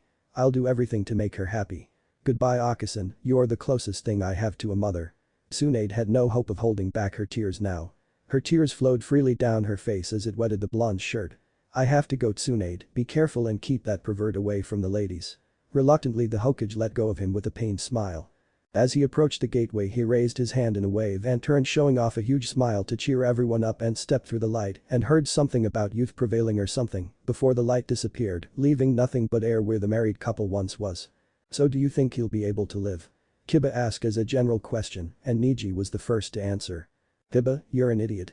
If anyone can come through this, it's him. He has already done the impossible, he defeated me and it was because of him that Hinata has become the powerful woman she is. I believe she may be the strongest Hyuga the village has ever produced, all thanks to his strange behavior. I'm leaving, it's getting a little boring here and I think something is in my eye. Neji left the group with the rest following suit, each going their own way. I want to believe he will be fine Jiraiya, but what he did is just so out there. Tsunade voiced quietly. I know what you mean Tsunade, but you know better than I not to bet against him, he tends to do the impossible. But he does Jiraiya, let's just hope he continues down that path. The past 10 years has been kind to Konoha. Over 8 years has passed since the last Uchiha was liberated from the clutches of the Snake Sannin, and with a combined effort of Kakashi, Jiraiya, and Sakura, they were able to defeat Orochimaru, and with his death, the curse seal was lifted, taking all the evil it fed on with it, leaving a relatively normal person where the evil once dwelled, after some counseling and a few punches to the head by Sakura. After he became a normal guy, he was very accepting of feelings still harbored by Sakura and even pushed his want for revenge back in his mind. After their marriage, 2 years later, they wasted no time in trying to single-handedly revive the Uchiha clan. That was obvious by the 4 boys and 1 girl they had running around the house now. The others in Konoha went the way most thought they would. Neji Shodi definitely was human and finally noticed the feelings his teammate held for him. No, not Lee, Shikamaru found it less troublesome to fall for Ino than to put forth effort to get to know anyone else. Choji found his dream girl in the daughter of the barbec shop owner, while Kiba found someone from a wolf clan from Iowa. Lee was still married to his training, and Shino met with his betrothed as was expected from each. Since the mysterious disappearance of the Kyuubi's vessel, the Akatsuki was mostly disbanded, with only a few surviving after their hideout, placed in an old volcano, exploded violently. Itachi and a few minor followers survived. Konoha has had no real wars, and as such, they have flourished in the time of peace. Their ninjas have become unrivaled in their strength, as many exceptional ninjas have come out to the light in past years, including an unusual female swordmaster who got her start from a strange scroll that appeared on her doorstep early in her genin career. Tsunade decided that she would need to step down as Hokage since her health has started to decline, even though she still didn't look a day over 30. The Hokage was currently looking through her roster of top-level ninja, trying to find her heir, but found there to be no real candidate popping out at her to fit the bill. Sure, she had a few almost cage-level ninja, but they were lacking in other areas that could cause their downfall. Completely exasperated, she just gave up and called a village meeting with everyone gathering around the tower. The crowd finally quieted down as they saw their Hokage come to address the village. Citizens of Konoha, I've decided to step down as Hokage, and as such I need to announce my heir. Due to the amount of exceptional ninja, I'll be holding a tournament to aid in my decision. All those who believe they are worthy of the Hokage title meet at the arena tomorrow. I will be screening all participants to make sure only those at a high enough level will be allowed in. I'll see you all there. Tsunade's age was definitely getting to her as she drug herself to her room, turning in for sleep much too early for a normal person. The next day, the whole town was buzzing with anticipation. Since the tournament needed to start early, most of the village was already at the arena, while some of the ninjas participating were just now getting ready for their battle. Come on, Y-chan, we need to get going, we're going to be late. Sorry daddy, where's mommy? She's waiting for us outside. You want to walk or be carried? I like walking today, daddy. Alright, shall we go then? The small child, of about 5, grabs her father's strong calloused hand and leads him out of the small house to his waiting wife. Ready, beautiful? Ready when you are. Attention all combatants, come to the center of the arena for final check-in. Announced a voice over the arena loudspeaker. There was a small but decent group that filtered down to the arena as they were being checked for acceptance into the tournament. Inyazuka Kiba, proceed Uchiha Sasuke, go ahead Piasano Alsha, you're good to go Ashiro Iten, okay Asuka Hishin, why not Rock Lee, go on, tries to hide from the spandex, Kaisen Ishido, looks like you're the last. The Hokage approaches the group of fighters ready to address the rules. Okay, there are apparently an odd number of you, so we will have to. Tsunade was interrupted when intense light and massive amounts of chakra filled the arena, causing all eyes to fall on the arena center. When the light started to fade, the forms of 3 people were seen, with one person being quite short. Everyone stared at them, waiting to fully see who these people were. As quick as it came, the light suddenly disappeared, revealing a well-built blonde wearing a dark trench coat with flames trailing up the hems. Next to him, holding his hand, was a small girl in a light lavender kimono, with her dark hair tied back into a ponytail, with a few strands framing her small delicate face, which held light-colored eyes. Holding onto her other hand was what appeared to be a larger version of the girl, except her hair was allowed to flow halfway down her back. Why have you interrupted this tournament? Explain yourselves. Demanded the aging Hokage. She must need glasses now. She walked forward, eyeing the small group curiously. She watched as the blonde looked to the girl. Y-chan, go meet your Abisan. The blonde's words barely left his mouth before the small child ran and jumped into the dumbfounded arms of the Hokage, with a huge smile plastered on her face. What is this? Tsunade asked, looking at the little girl. Tsunade Ba-chan, I finally get to see you. Cheered the little girl, hugging her neck. Why are you calling me Ba-chan? I never had kids. Hey, sorry I'm late, Kasen. You wouldn't believe the traffic when traveling between dimensions. The blonde's eyes caught the stare of a dark-haired man staring at him with red eyes blazing. Hey Sasuke team, sorry I couldn't be there to bring you back myself, but I had a personal issue to take care of, you understand right? He shouted to him before he was grabbed into a hug by the Hokage still holding a Y, so he was not able to see the smile on the Uchiha's face. "I thought I'd never see you again, Naruto," she said as she cried on his shoulder. "For a while I almost didn't think I'd ever be able to return, but Hinata-chan is amazing. I think she is a greater medic than anyone has ever seen." Tsunade let him out of the hug, but still kept a Y safely in her arms. "I see you like a Y about as much as she likes you. She's been dying to come here after I told her about you. She definitely is a cutie. You two have done well raising her. I take it then you want to enter the tournament." "You bet, Hinata-chan fixed me up better than new. How about we get this party started then?" Naruto walked over to where Hinata was still standing and pulled her back to where Tsunade was. "Hinata-chan, I see some of our friends in the stands. Go say hi to them. I think Awai-chan is quite attached to where she is currently, so don't worry about her." He gives her a quick lip lock, causing a bit of color to rush to her face. You would think she would have gotten over the whole blushing thing being that she has been kissing him for 10 years already, but some things never change and shouldn't. She shyly nodded before she disappeared and reappeared in the stands to find the group of friends bound to be around. First match, Ishiro Iten vs Inyazuka Kiba. Second match, Piasano Ulsha vs Uzumaki Naruto. Third match, Kaisen Ishido vs Uchiha Sasuke. Fourth match, Asuka Hishin vs Rock Lee. Winners of first and third will face the winners of second and fourth respectively. Then we'll have the finals. Rules are like the Chunin exams, but there will be no proctor due to the level of these battles. Now, everyone get to the contestants' box. The conversation they just had was much too quiet for anyone to hear, so the audience didn't know who the new arrivals were yet.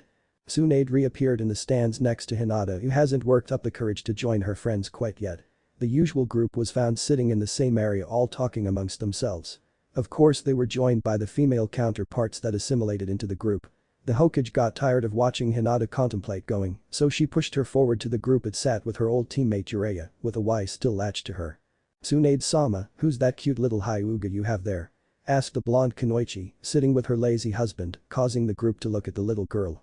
"Her name is a Y, and she isn't a Hyuga, she's in Uzumaki," calmly replied Hinata as she sat down next to Tsunade. Everyone looked to the dark-haired woman with mouths agape, even those who didn't personally know her knew the Uzumaki name, since it was now a part of the history books as the family name of one of the most legendary of fighters. Hinata. "So that blonde is?" "Yes, Sakura-san, that is Naruto-kun." "Is he okay? He seems to be low on chakra," asked the strangely talkative Shino. "He's better than okay, just wait for his match." The group wasn't paying attention to the fight currently taking place and just looked at Hinata until they saw a bruised guy walking down to them with his giant dog. "Hey guys, that guy was much tougher than I thought," he told them with Akamaru agreeing, giving a bark. "Iba-kun, I thought my husband taught you not to underestimate your opponents. At least he grew out of his denseness." "What, you mean he isn't dense anymore?" asked most of the group. "No, he never was, he just didn't get taught in a way that he would understand. I've taught him all I know about politics and stuff like that to prepare him for being Hokage." Iruka was the one most shocked about this news. He almost believed Naruto was unteachable during his stay at the academy. "We'll talk later, Naruto is starting his fight." The platinum blonde woman unsheathed an extremely rare-looking weapon and readied her attack on her opponent. She wasted no time as she furiously attacked her opponent with him blocking each of her strikes with his metal-backed glove. He then stared into the eyes of his attacker. "I see you made use of the scroll I left you. I'm sorry I had to take Hinata with me when I left. I really wanted to help her genins, so I did the best I could." His attacker flinched a moment before backing off. "Thank you for the scroll, but I have surpassed the simple teachings on that relic. I am now a sword master." "That's good, but you can't defeat me. So show me what you've got and don't hold back." The two jumped quickly around the arena with Ulsha on the offensive, slashing and slicing at the spiky blonde while steadily increasing speed. After 10 minutes of slashing and making no cuts, Ulsha stopped her attacks panting. "Tired already?" Naruto asked as he leaped forward, throwing a kick faster than she expected and had to block with the broadside of her sword. Her eyes grew in shock when she saw his foot connect with the sword and fracture the blade. "How the hell can you crack my blade?" she asked, staring at the now useless sword. "You have not quite become a sword master yet. Granted your skills are unmatched, but we live in a world with chakra, using it while sword fighting is not cheating. You can use it to strengthen attacks and reinforce your blade. I will be glad to spar with you again in the future to test your improvements." "Spar? You think this is a spar? I'll kill you for underestimating me." She charged in for a quick thrust with her sword as Naruto was unimpressed. "I used to attack that way, it's easier to fight when calm though." Naruto sidestepped her attack and planted a chop to the back of her neck, knocking her out. He picked up her unconscious body and set her in a chair up in the stands since she wasn't really injured, just horribly tired. As expected, Sasuke put down his opponent in his usual cocky way with Sakura cheering his accomplishments. Not to be shown up by the genius, Lee defeated his opponent equally as fast, ending with his good guy pose and received one back from his sensei, and the crowd cringes. The semi-finals were sure to be heated battles with Sasuke vs Lee and Naruto vs Iton, still the current favorite since most still haven't recognized the blonde yet. First up was Naruto's match, which got him excited, hoping for a real challenge. Both combatants entered the arena floor and took up battle stances, well, maybe not so much for the blonde. Iton, it's good to see you again. I hope your training has made you a strong ninja. It definitely has. I'm guessing if you would have hung around in our group you would have held me back, you weakling.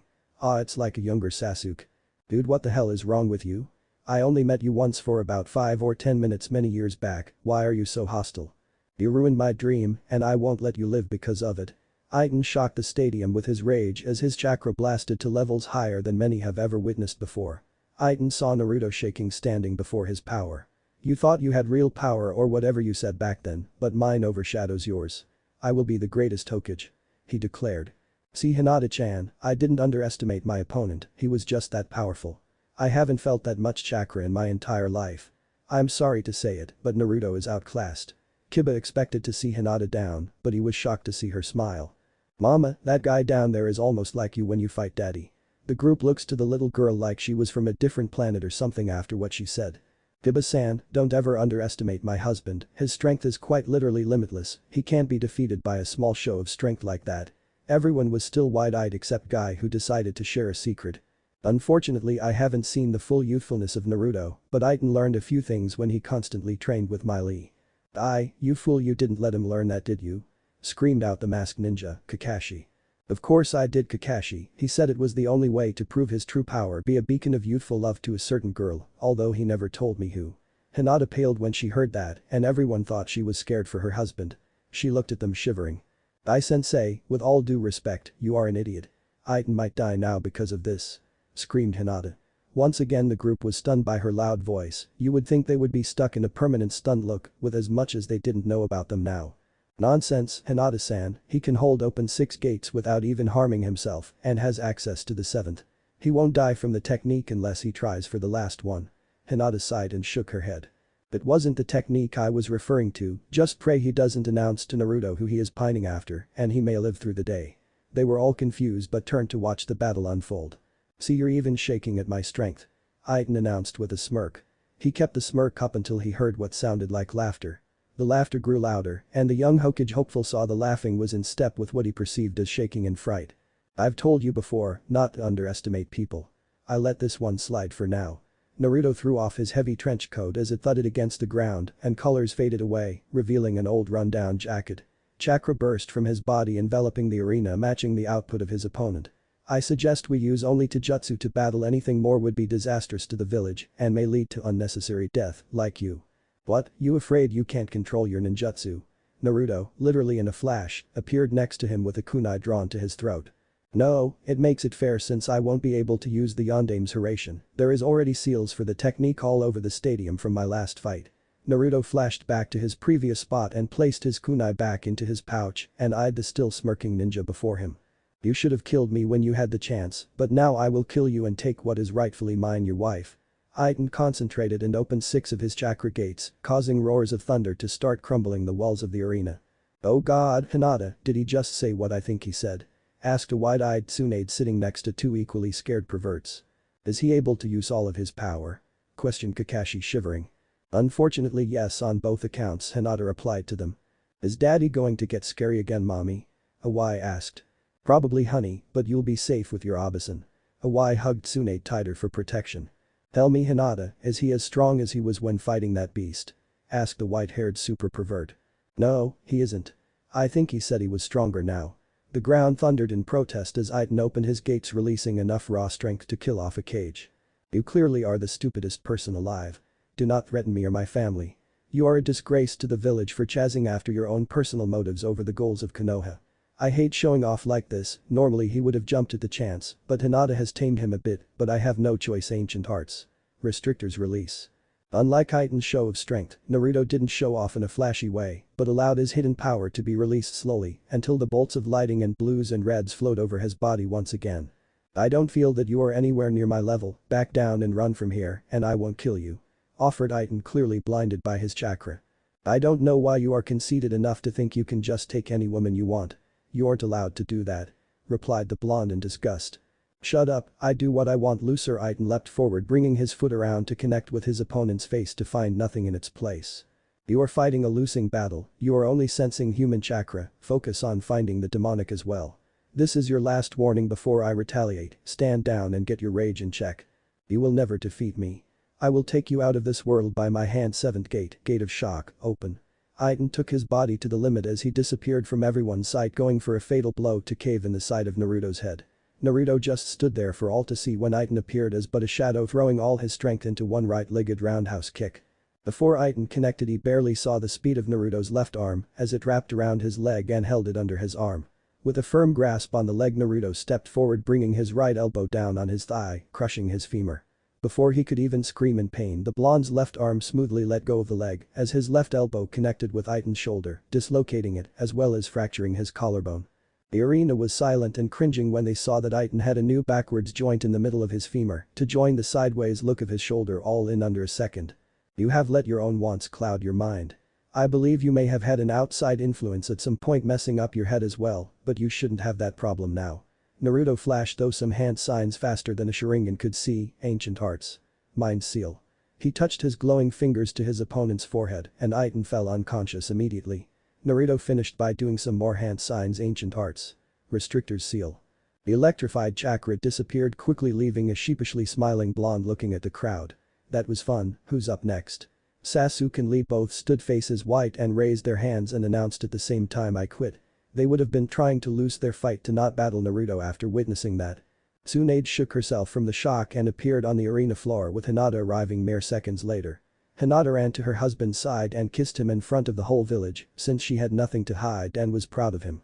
She turned and faced the audience with Naruto's arm lovingly draped over her shoulders. Tsunade approached them with a smile and stood next to Naruto with a Y still hanging on her neck to give her announcement. Village of Konoha, I would like you all to welcome back Uzumaki Naruto and his wife Hinata, formerly of the Hyuga clan, along with their daughter Awai to their home, Konoha. It is with great honor that I step down as Hokage and grant the title officially to Naruto. He has demonstrated control in a situation where anger can harm you and has morals we all could try to live by and still fall short. I'm honored to present to you the village hidden in the leaves, the Rakudame Hokage. Uzumaki Naruto. The crowd cheered and all his friends and senseis came down to where the blonde was smiling wide, basking in the praise. Naruto watched the interactions of his friends with each other and smiled wider, seeing Sasuke with Sakura carrying mini versions of themselves. Hey Sasuke, to think I found the one that loved me before you really even noticed, who's the dead last now? Naruto was laughing as Sasuke just smiled, holding up a single finger on his hand before he got punched by his pink-haired wife. I see you all never got that memo about ninjas not supposed to love. He called out, seeing the rest of his friends all had someone or at least something to love as they approached them. It would just be too troublesome. There wouldn't be any ninjas left if that happened. The group continued their laughter until they saw a slightly miffed Jiraiya and Kakashi approach him with the same thought on their mind. Naruto, how did you learn the Hiraishin? No one can use that technique but the Yondaime. Well, Iro-sensei's time is a form of a dimension. With my knowledge of ancient jutsus, I could review everything that happened like I was there watching it on TV, talk about the History Channel. Yeah, great, but that doesn't explain it. Yondaime made the technique special just for him. It couldn't be taught or copied. Well, Iro-senin, let's just say this: I found out who my father was finally. Naruto threw on his newly presented cage robes and smiled wide, holding his wife. Everyone that could see him gasped at his appearance. They looked too much alike, they couldn't deny the claim that he was his son. Alright, enough talking guys, let's get some ramen. What if Naruto leave Konoha and return with SSS level power? End here, and thanks for watching my video till the end.